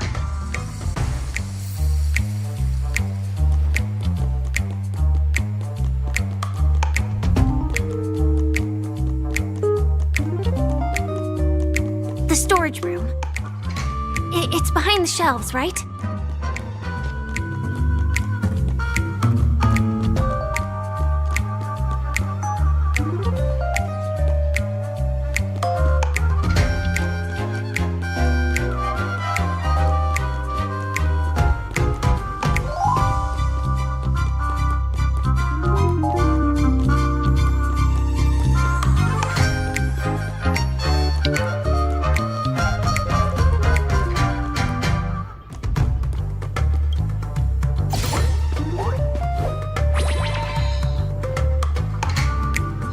Now we should have a way of dealing with those baddies. This thing feels just like the soaring locust too.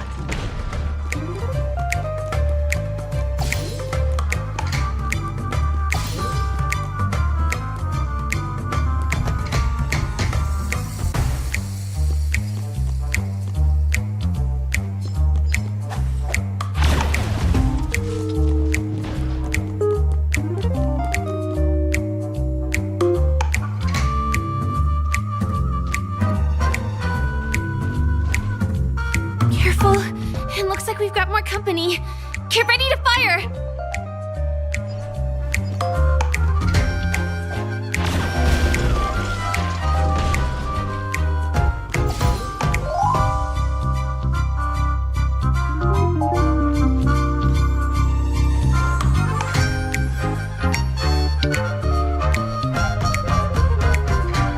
Here we go again. But no big deal. We're pretty handy with this bazooka now.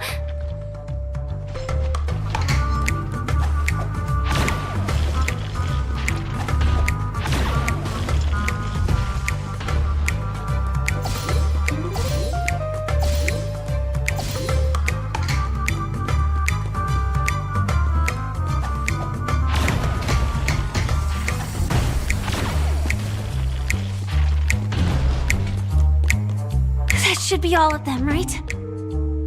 Oh my! Hanu is on a streak! Everyone! The stage is complete! Quickly! Head through the TV to the next stage!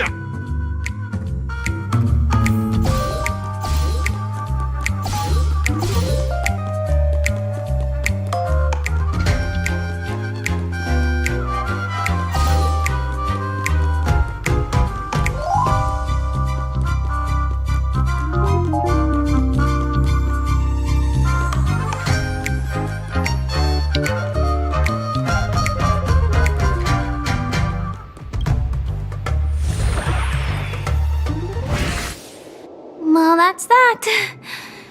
But it is gonna be hard to let go of this bazooka.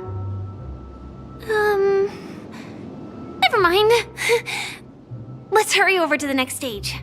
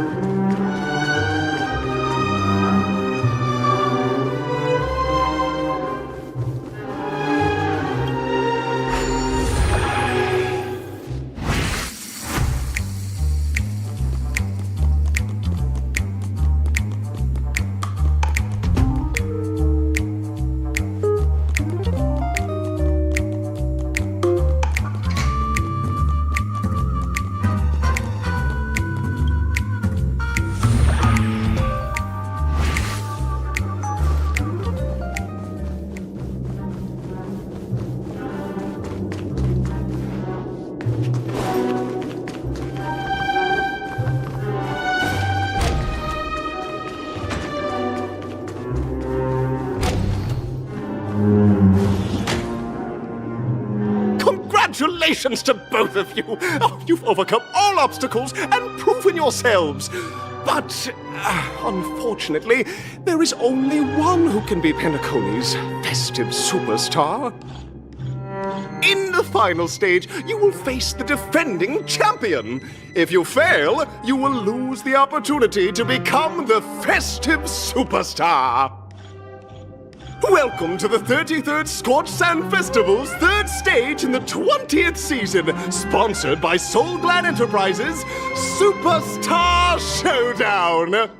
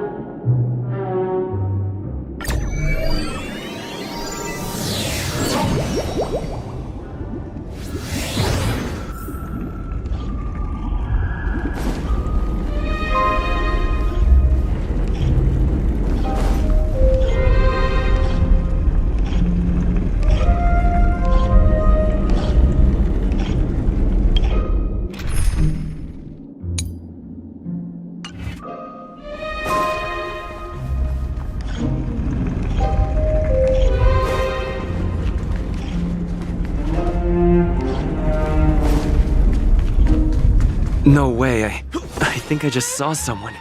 Someone extraordinary.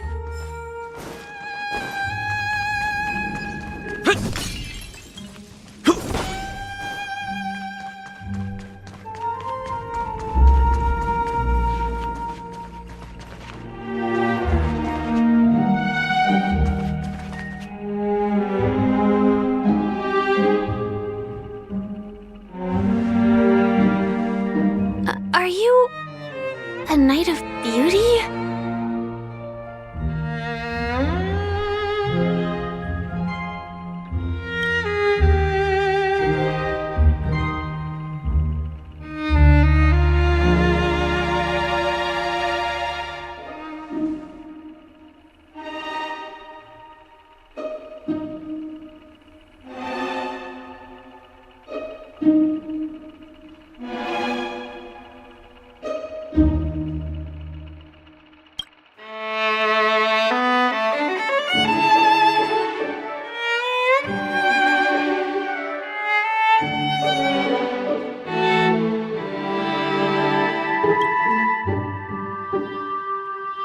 That's right.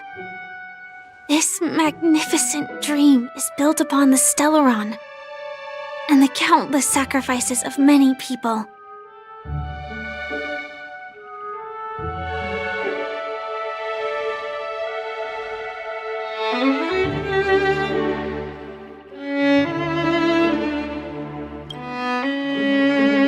If I'm not wrong, the Knights of Beauty also received an invitation from the Watchmaker, right? Actually, we've already met the Watchmaker.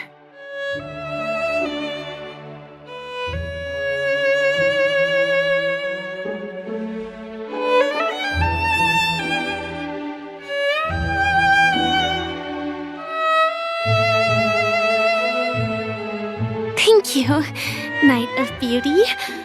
We don't have much time left. May we meet again. In that case, let's make our way to the end. Penacony's really thronging with talent. I hope we make it in time.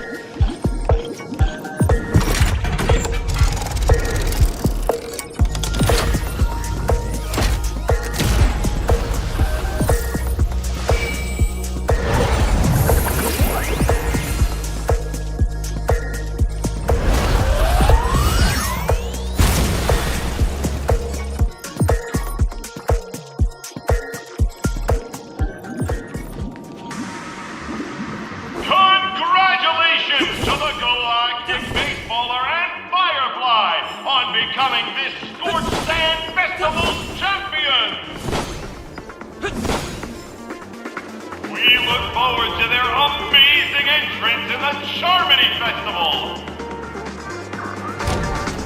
Let's give a round of applause to our aspiring young guests!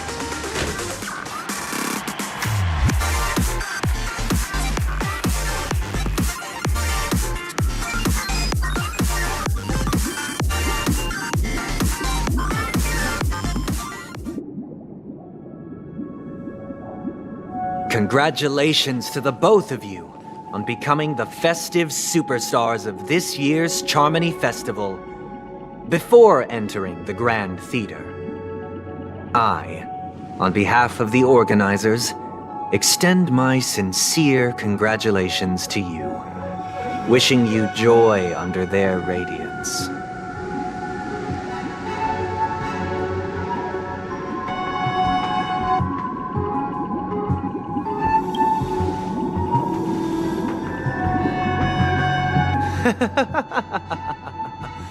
Your endeavors are worthy of extra recognition, and I've taken steps to ensure that. However, this reward is not a material one, but rather the opportunity for an open and honest communication between us. As previously promised, my sister, Mr. Yang, and I have met with the Dream Master. We delved into the truth about Penacony and its Stellaron, and have come to a consensus. Both I and the Oak family cannot acquiesce to your request. Just as expected. We acknowledge the perspective of you, Nameless.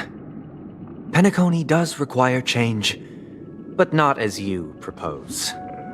The planet of festivities cannot and will not revert to a place characterized by chaos, disorder, or anarchy. Through your journey of overcoming obstacles, you must have glimpsed the essence of that era. The vulnerable ruthlessly eliminated, equality non-existent, common folk living precarious lives, eking out a dreary existence. Ultimately, only heroes like yourselves manage to achieve success. But I would dare ask, if you did not possess the special status of having a Stellaron, and you were but an anonymous and frail member among the masses, which Penacony would you prefer? A dystopia for the survival of the fittest, or a sweet dream paradise for all?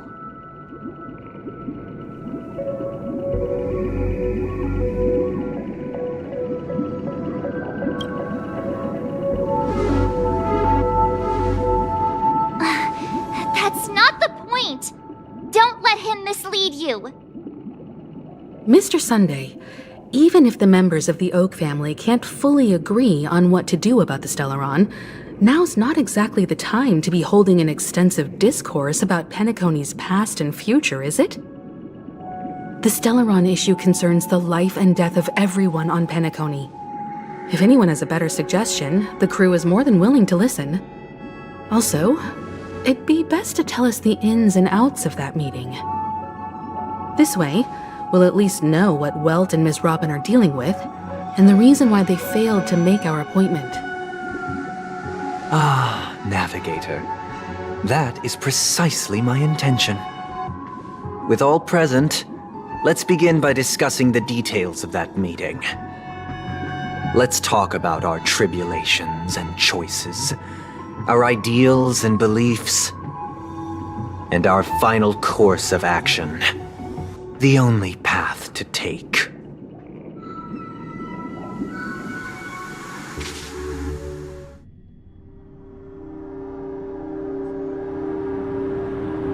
You mean to say that for the longest time, there have been scoundrels who would use the Charmony Festival that I have bequeathed to the masses as a tool to realize their ambition? Indeed, Dream Master.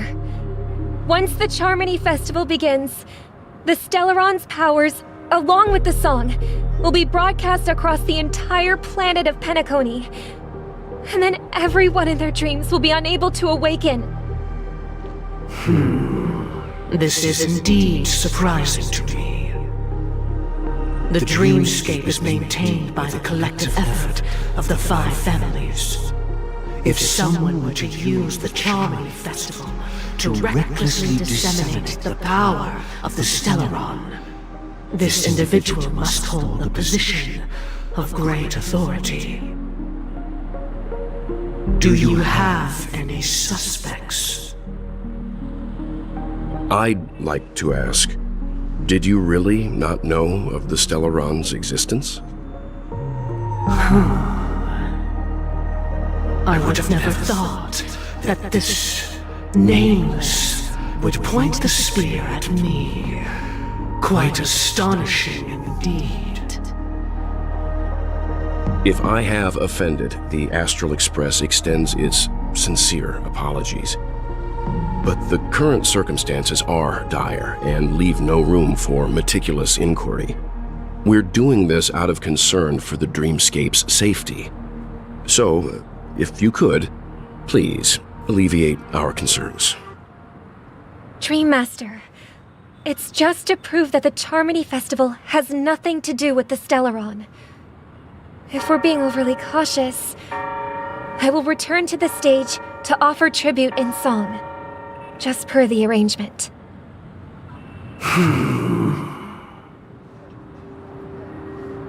Sunday, Robin. I've watched you two grow up and know your dispositions like the back of my hand.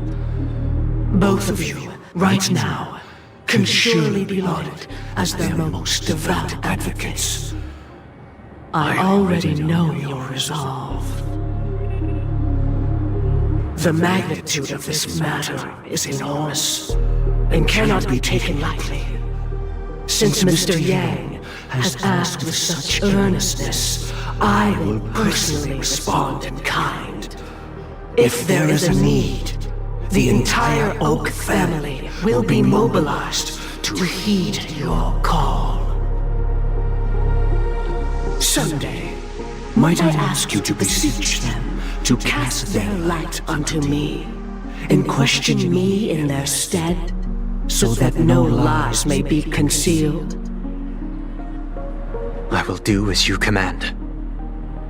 Robin, could I entrust you to be present as a witness, to document the truth, and to proclaim my innocence, so that all slander may be utterly dispelled? I will do as you command. May thy will be carried out on earth, just as it is in the heavens. Oh, triple-faced soul, please sear his tongue and palms with a hot iron, so that he will not be able to fabricate lies and make false vows. Let us begin. There is nothing else to prepare. Understood. Question. Have you devoted your life to your god, never worshipping other gods? Naturally. Do you love your god as you do yourself, always heeding their admonishments? Naturally. Have you strayed from the path expected by your god, betraying their name? Never. Have you ever been inordinate with your asks of your god, coveting more than the foundation of the creation itself? Never. Then, a final question. Do you swear to fulfill all vows, past, present, and future? With the Eon as my witness, if I do not deliver on my words, or if I renege on my vows, may I be cursed in accordance with divine law. They have seen your faith, and have endorsed your faith. With this, it can be evidenced... Just a moment. What is it, Mr. Yang? I have another question I hope to have answered. To my understanding, the family's harmony and prosperity have never relied on so-called divine laws. But God, you both mentioned, are they truly Xipe? Mr. Yang should know that those belonging to the family toil together as if they were kin, embracing solidarity and unity under their light. All duplicity is laid bare before the harmony.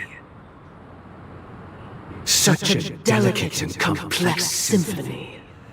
Which other god could perfectly harmonize this if not for the Great One, Xipe? Perfectly harmonized. Therein lies the problem. It isn't an outsider lurking in the shadows who changed the harmony, but a dissonance that has surreptitiously emerged from within this very symphony itself. In the distant past, there existed an eon. With one flick of the wrist, they crafted the laws of the cosmos. Their followers formed the Beyond the Sky Choir, spreading solemn and reverent hymns throughout the universe. Later, they fell. The route traversed by this eon clashed with the harmony, ultimately being absorbed and fused into it. The chorus that once reverberated across worlds fell silent, and when it echoed anew, it was transformed into the hymn of harmony. Though an eon may perish, paths with no masters still linger. In the all-forgiving harmony, echoes of bygone dissonance may subtly arise. Mr. Yang, being overly astute can be a detriment, especially when you find yourself alone and without allies. So this is how it is. For the sake of our grand cause, Sunday, please afford these two an opportunity to rest. What?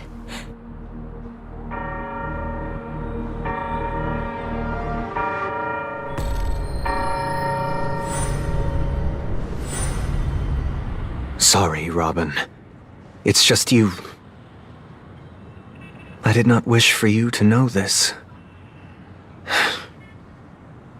It's a pity that things have turned out this way. So, this is the true reason I can't sing? The shadow that envelops Penacony is actually... We were never children of the harmony. Our ideal paradise could not have been crafted by Xipe. True bliss can only be guaranteed by the one who transcends the many. Within the foundation of law, humanity establishes civilization, and through harmony, we obtain order.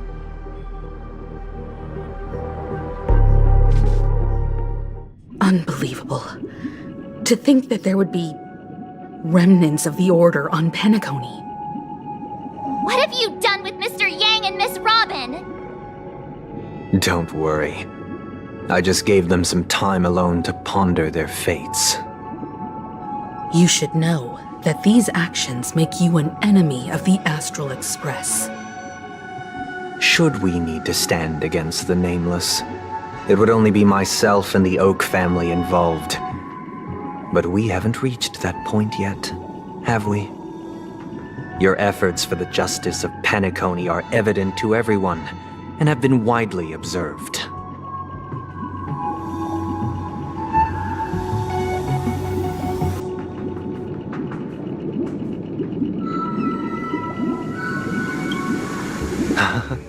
Patience is a virtue. However, I won't hold it against you. On the contrary, I'm here to make my intentions clear. If it is the order that drove you to imprison Welt and Robin, and you're using them to coerce our compliance, then there'll be no point in entertaining any type of discussion. You're mistaken, Miss Himiko. They are in very safe hands, and just as the family has always proclaimed, no one can be harmed in the dreamscape, least of all in the beautiful new world belonging to the Order. Penacony and the entire universe have witnessed far too much innocent bloodshed. The strong wield their blades against the weak, and the victors push the vanquished to the brink of life. Natural selection. The world abides by this principle, establishing the well-being of humanity atop the corpses of the downtrodden.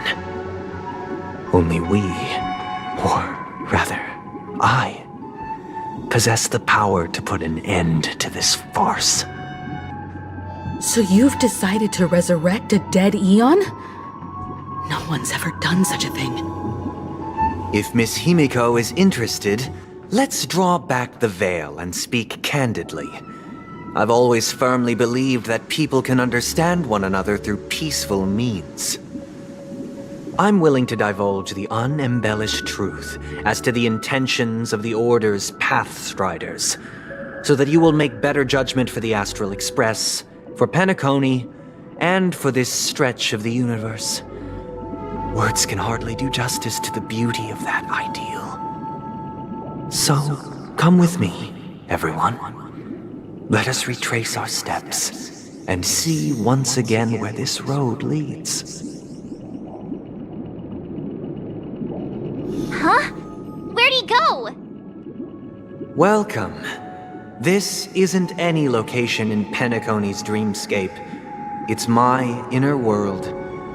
The reason the scenery before you remains unchanged is because your consciousness has drawn on similar concepts to fill in the gaps.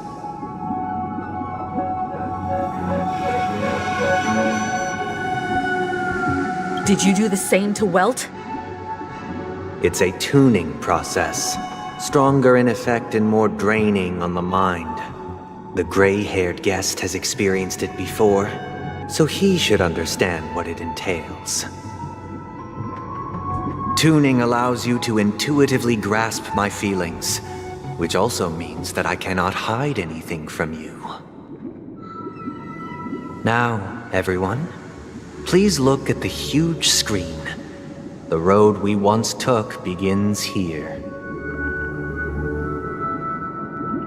From this point on, you will witness the numerous decisions I've faced.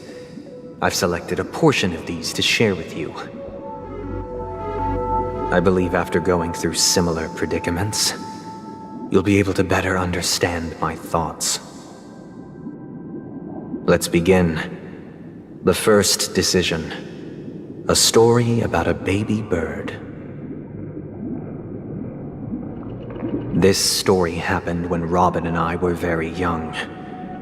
We were victims of the Stellaron disaster, and the family's Mr. Gopher Wood, who would later become the Dream Master of Penacony, saw that we siblings had no one to turn to and took us in. Later on, Robin and I lived a time with nary a care in the world. One day, after dinner, while my younger sister and I were lounging about in Mr. Gopher Wood's yard, we spotted a fledgling Charmony dove all on its own. That baby bird was tiny. It didn't even have all of its feathers, and it couldn't sing. When we found it, it was already on its last breath, having fallen into a shrub, probably abandoned by its parents. We decided to build a nest for it right there and then.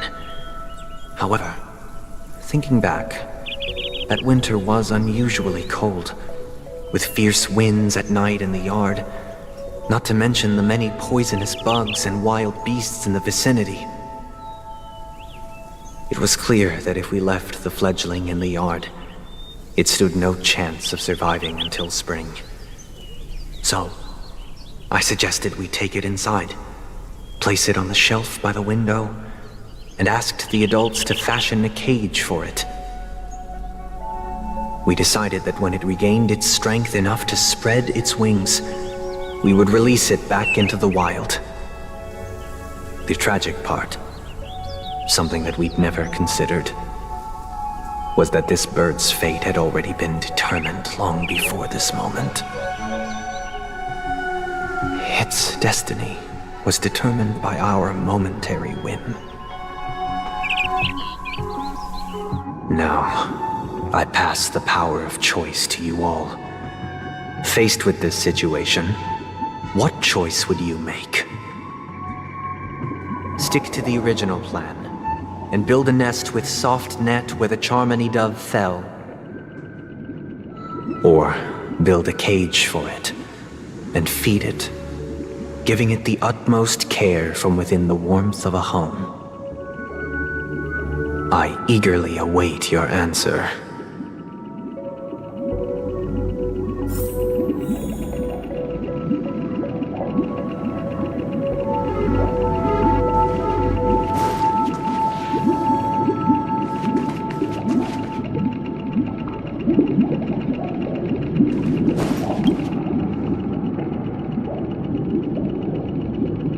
That guy just casually throws this kind of question at us? What exactly is his deal? But fine, I'll answer, I guess. If it were me, I guess I'd choose to build a cage for the little Charmony dove. After all, leaving it there, it's bound to get hurt by wild animals or something. And that'd just be too sad.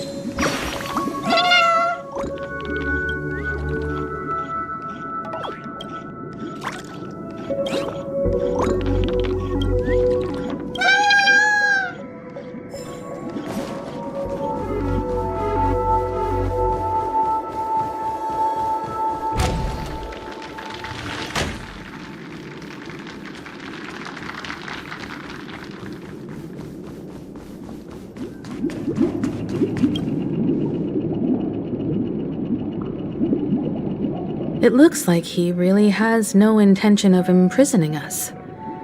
If it's just a quiz, I suppose it's fine to humor him.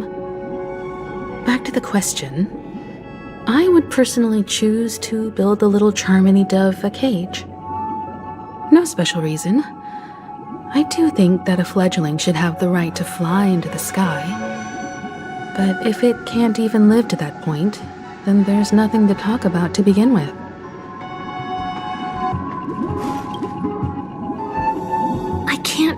Decipher his intentions right now, but based solely on that question, I would probably choose to build that dove a cage. Even if I was gonna release it back into the sky, it'd have to be strong enough to fly first. If I left it where I found it, I fear it'd never get the chance to fly ever again.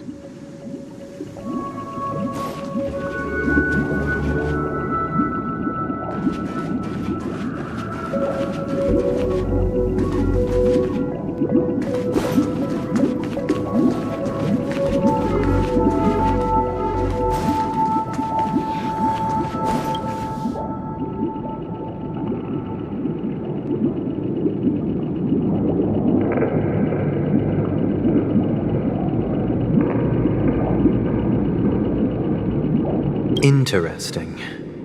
Since you've made up your mind, allow me to reveal what fate this choice will bring to the fledgling. From what I've observed, There are at least 3 predators in that yard that prey on small birds.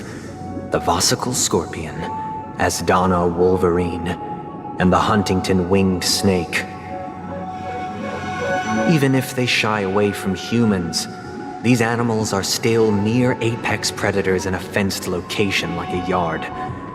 In such a location, only one fate awaits that little Charmony dove. A painful death. As for the choice you made, I am deeply sorry.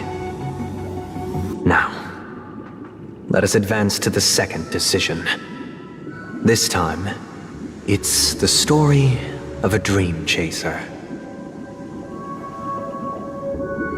This story happened when I was appointed as Bronze Melodia, a position exclusive to the Oak family, charged with listening to the problems and vexations of Dreamscape residents and providing them with the relevant guidance. It was during that period that I had the opportunity to hear voices from all corners of the Dreamscape. Joy, sorrow, arrogance, regret. The complex tapestry of human nature that formed the world. And I was fortunate to catch a glimpse of it. He was a dream chaser and an illegal stowaway. Just like the rest of them, he came to Penacony in search of a better life, except that, to most people, the price he paid, I suppose you could say it was everything. He told me I sold everything I could at home. The house, the land, even his 2 children. He said he could not afford to raise them, and that at least they could eat if they lived as slaves. He had a plan in place. He would buy back his children once he had made his fortune, and enjoy Penacony's beautiful dream with them. Alas, his plan to smuggle himself was somewhat clumsy, and he was sniffed out by those pig-headed hounds. After hearing the Dream Chaser's story, I immediately appealed to the Bloodhound family to cease their pursuit. That way, at least he could live peacefully. But I was still too naive to the ways of the world. I did not anticipate that what I thought was a kind gesture would later lead to dire consequences. I'll tell you the outcome soon. For now, I'd like you all to make a choice. Will you do as I did and try to convince the Bloodhound family to stop their pursuit so that the Dream Chaser may live peacefully and realize his wishes? Or will you remain silent, leaving him to languish while the hounds are hot on his heels until his inevitable judgment arrives? I look forward to everyone's decisions. Who knows? Perhaps they might even alter the outcome of this tragedy.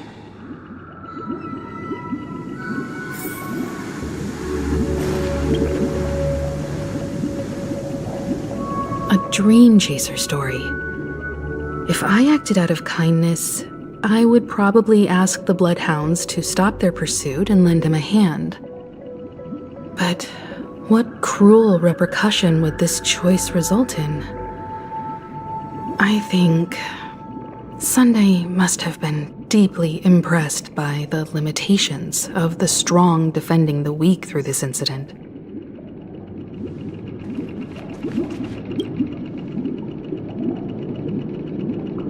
This question... Surely it has some connection to the baby bird story.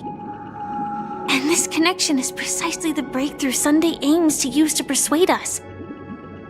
I'd probably choose to ask the Bloodhounds to cease their pursuit.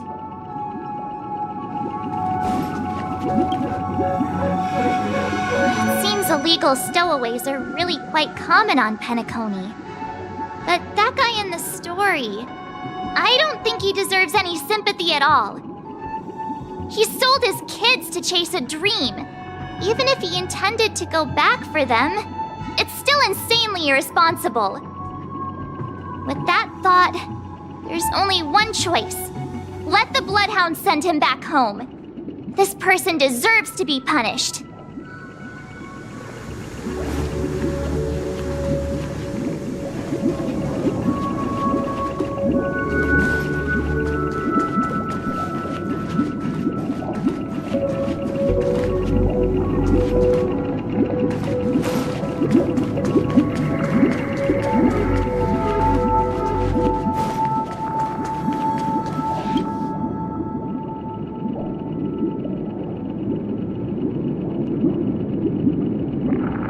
It seems you, like me, are pondering whether a different choice could have led to a better outcome. Sadly, his fate would only be more tragic. Say he never gets caught.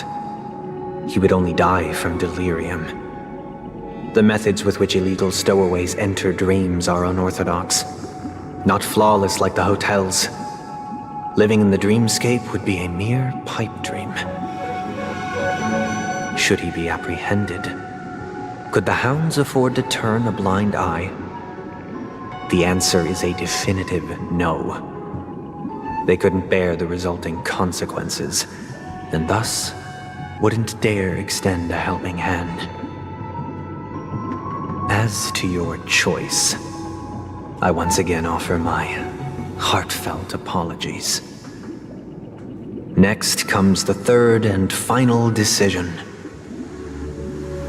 And the story this time is my own. This story happened the day I was appointed the Oak family head. At that time, Mr. Gopherwood was the current Dream Master, and as per his wish, we had a private conversation. What surprised me was that the Dream Master had only come to deliver a letter to me. He let me read its contents, and it was a letter from my sister. The letter contained the usual pleasantries, anecdotes from her travels, nothing out of the ordinary. Just as I started wondering how this letter related to our discussion, the Dream Master began to speak. Do you know who wrote this letter? My sister, of course. But why would you personally visit me to hand me a letter from my sister containing mere trivialities? To help you grasp the full scope of this issue. Do you know where Robin is at this moment? From what the letter indicates, she must be in Caspelina 8, correct? She's touring there right now. Correct. Has she mentioned anything about a stray bullet? A stray bullet? What? A war has broken out on that planet. It is because of this very reason that Robin chose this destination. To spread the word of the Harmony. And to save the lives of that planet. She personally made for the front lines. She hoped to ease the people's suffering with song, and was willing to brave mortal danger to deliver the IPC's medical supplies. Unfortunately, stray bullets show no such compassion. Is she all right? If the operation was successful, she should probably be recovering in the field hospital. By the eon above, the bullet struck her neck directly, yet possibly as a reward for her consistent deeds of harmony, it didn't hit any vital arteries. Once you've attended to your outstanding tasks, it'd be advisable to write her back as soon as possible. Those damned savages! I'll pack my bags right away. My gratitude for bringing this to my attention, Mr. Gopherwood. Now you understand why she always wears such elaborate neck ornaments, don't you? How could this happen? Miss Robin! It's all in the past, so please don't worry. I share this in the meager hope that you will understand the harmony's limitations and predicament. As grandiose as the strong defending the weak sounds, many times, it is nothing more than wishful thinking. Likewise, I've prepared one last question, one last choice. But rest assured, this choice will not have any grave consequences. Because this is merely a figment of imagination, a nightmare that has haunted me through countless nights. If you ever had the opportunity to make a choice like I did, would you still support Robin's journey on the path of harmony?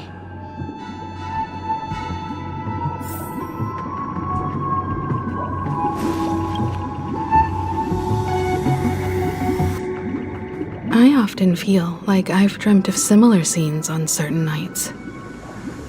In the dream, I see blurry faces. I don't know who they are, but I sympathize with all of them, fighting for survival against some unfathomable force. Their confusion and fear are lucid to me, but I also remember they chose never to give up. Just like Miss Robin.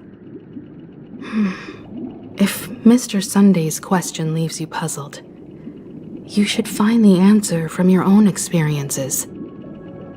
With each trailblaze, dangers and tribulations will surely follow. But would you ever back away?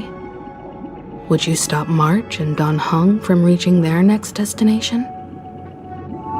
I believe you have an answer of your own in your heart.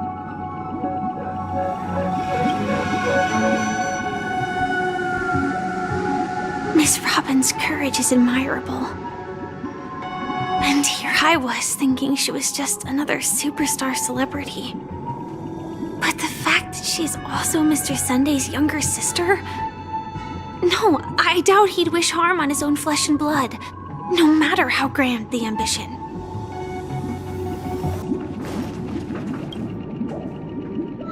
I can't believe that happened to Miss Robin. The strong defending the weak is a great mantra, but if I had to pay such a price, I don't know what I'd do.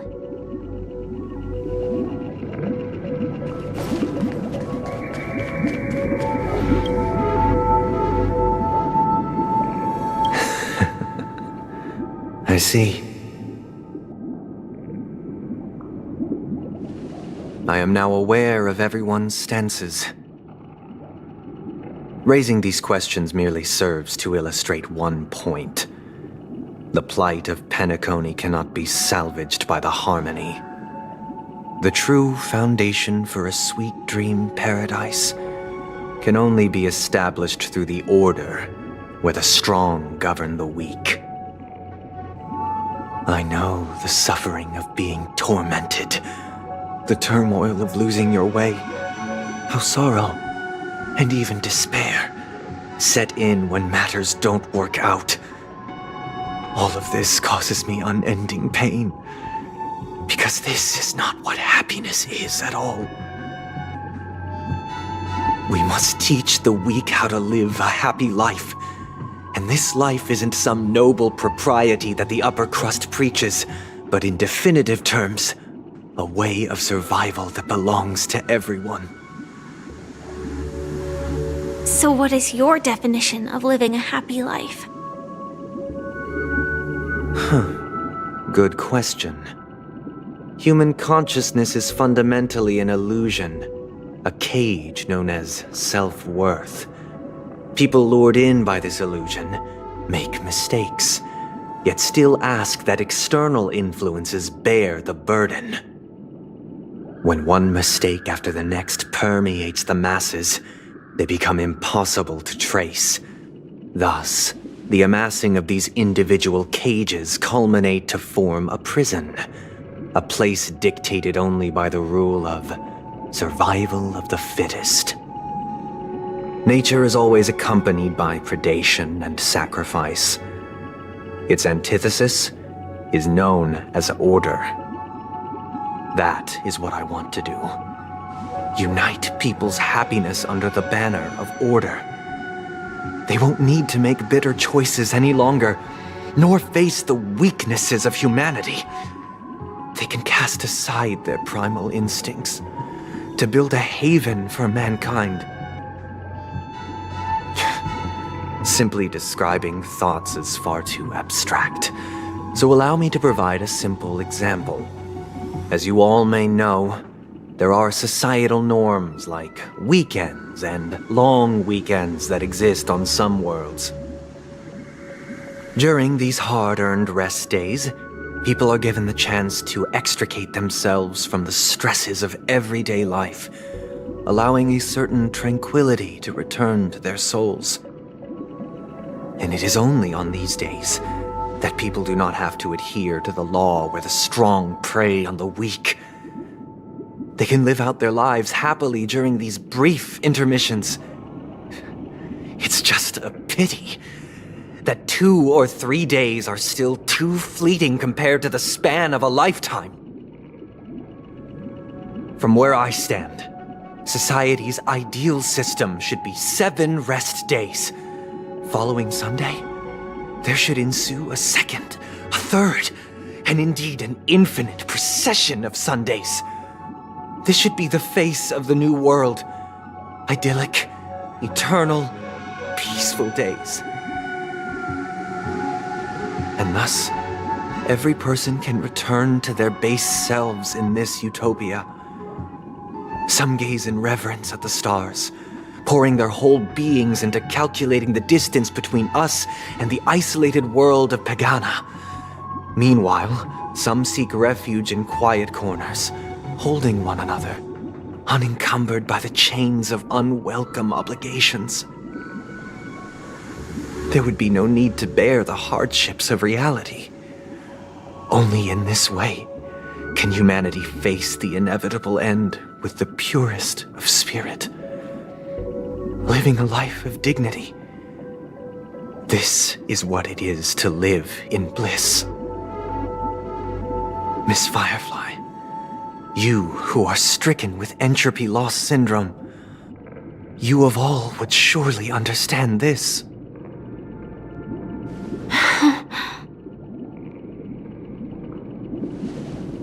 It sounds like a flawless theory.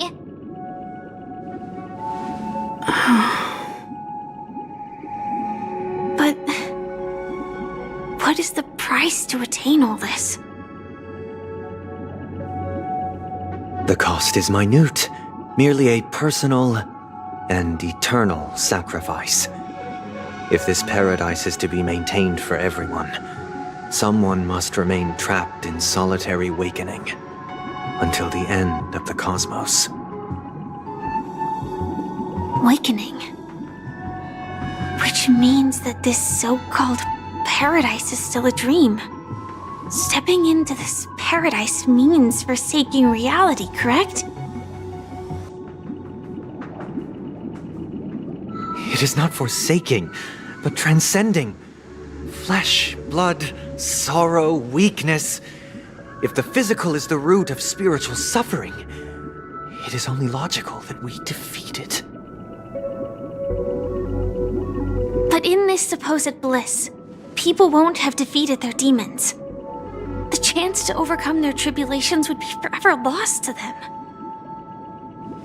In other words, it is an escape. That's another way of understanding it. But there is no shame in escape. On the contrary, the seeds of escape exist in everyone's hearts. Don't you agree, Miss Firefly? And as to why we sleep, it is because we are afraid to awaken from our dreams. But this is not in conflict with the grand plan. Only in acknowledging this can we truly understand the frailty of human nature, and from there, show compassion and protection.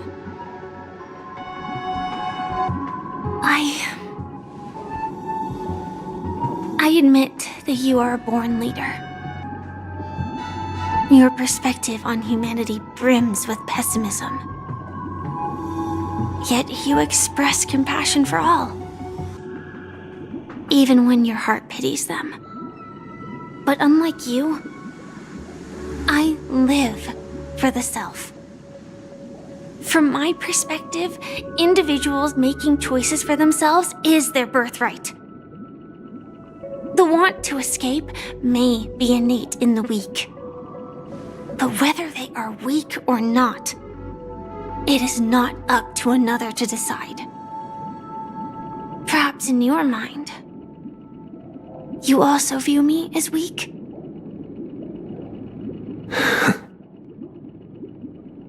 Because I don't think so. Since Miss Firefly has said her piece, the Astral Express will also naturally give you our answer. We'll leave it to you, just as Mr. McHale instructed before. Tell him our choice.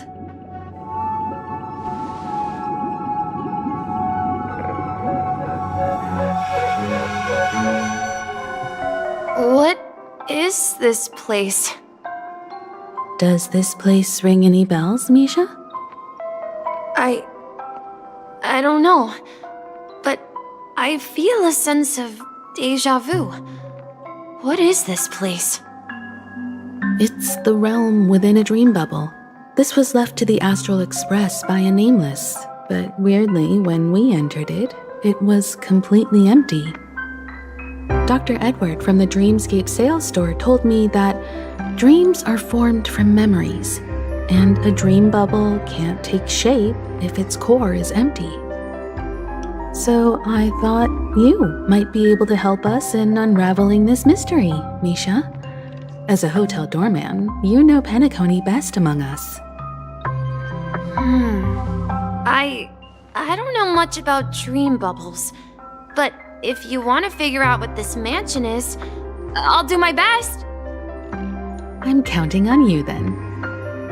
Himeko, I still don't get it. Why were you so sure that Misha had a connection with this dream bubble? I wasn't sure. It was just a hunch. But since Misha feels familiar with this place, my hunch might be correct.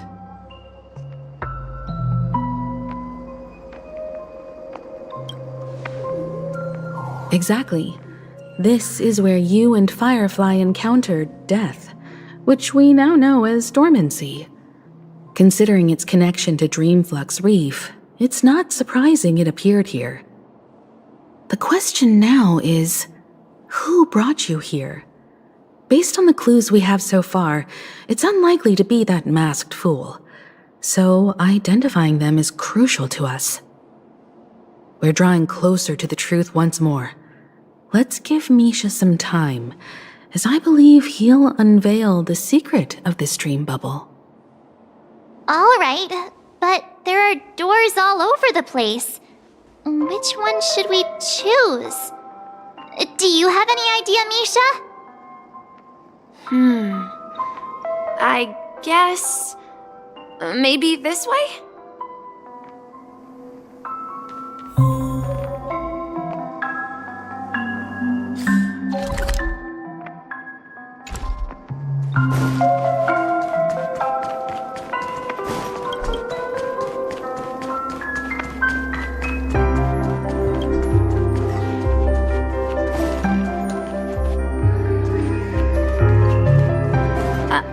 I'm not entirely sure, but let's give it a try.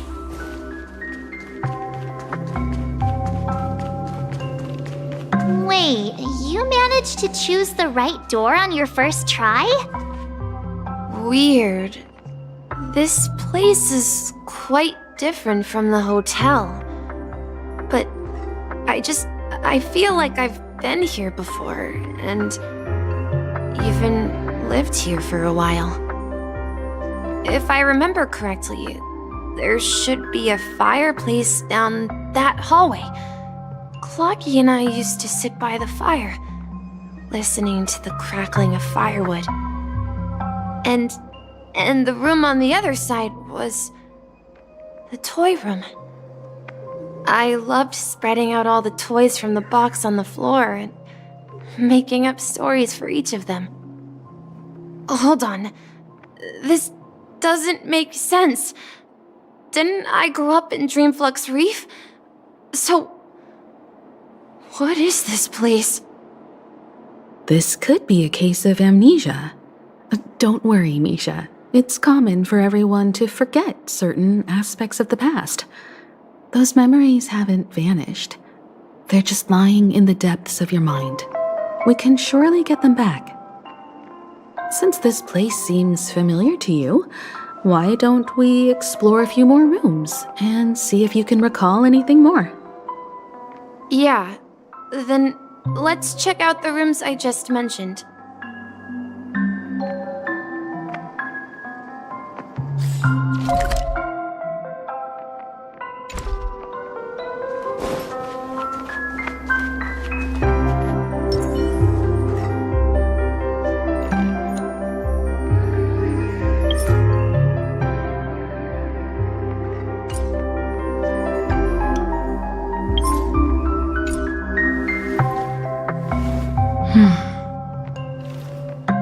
Hmm.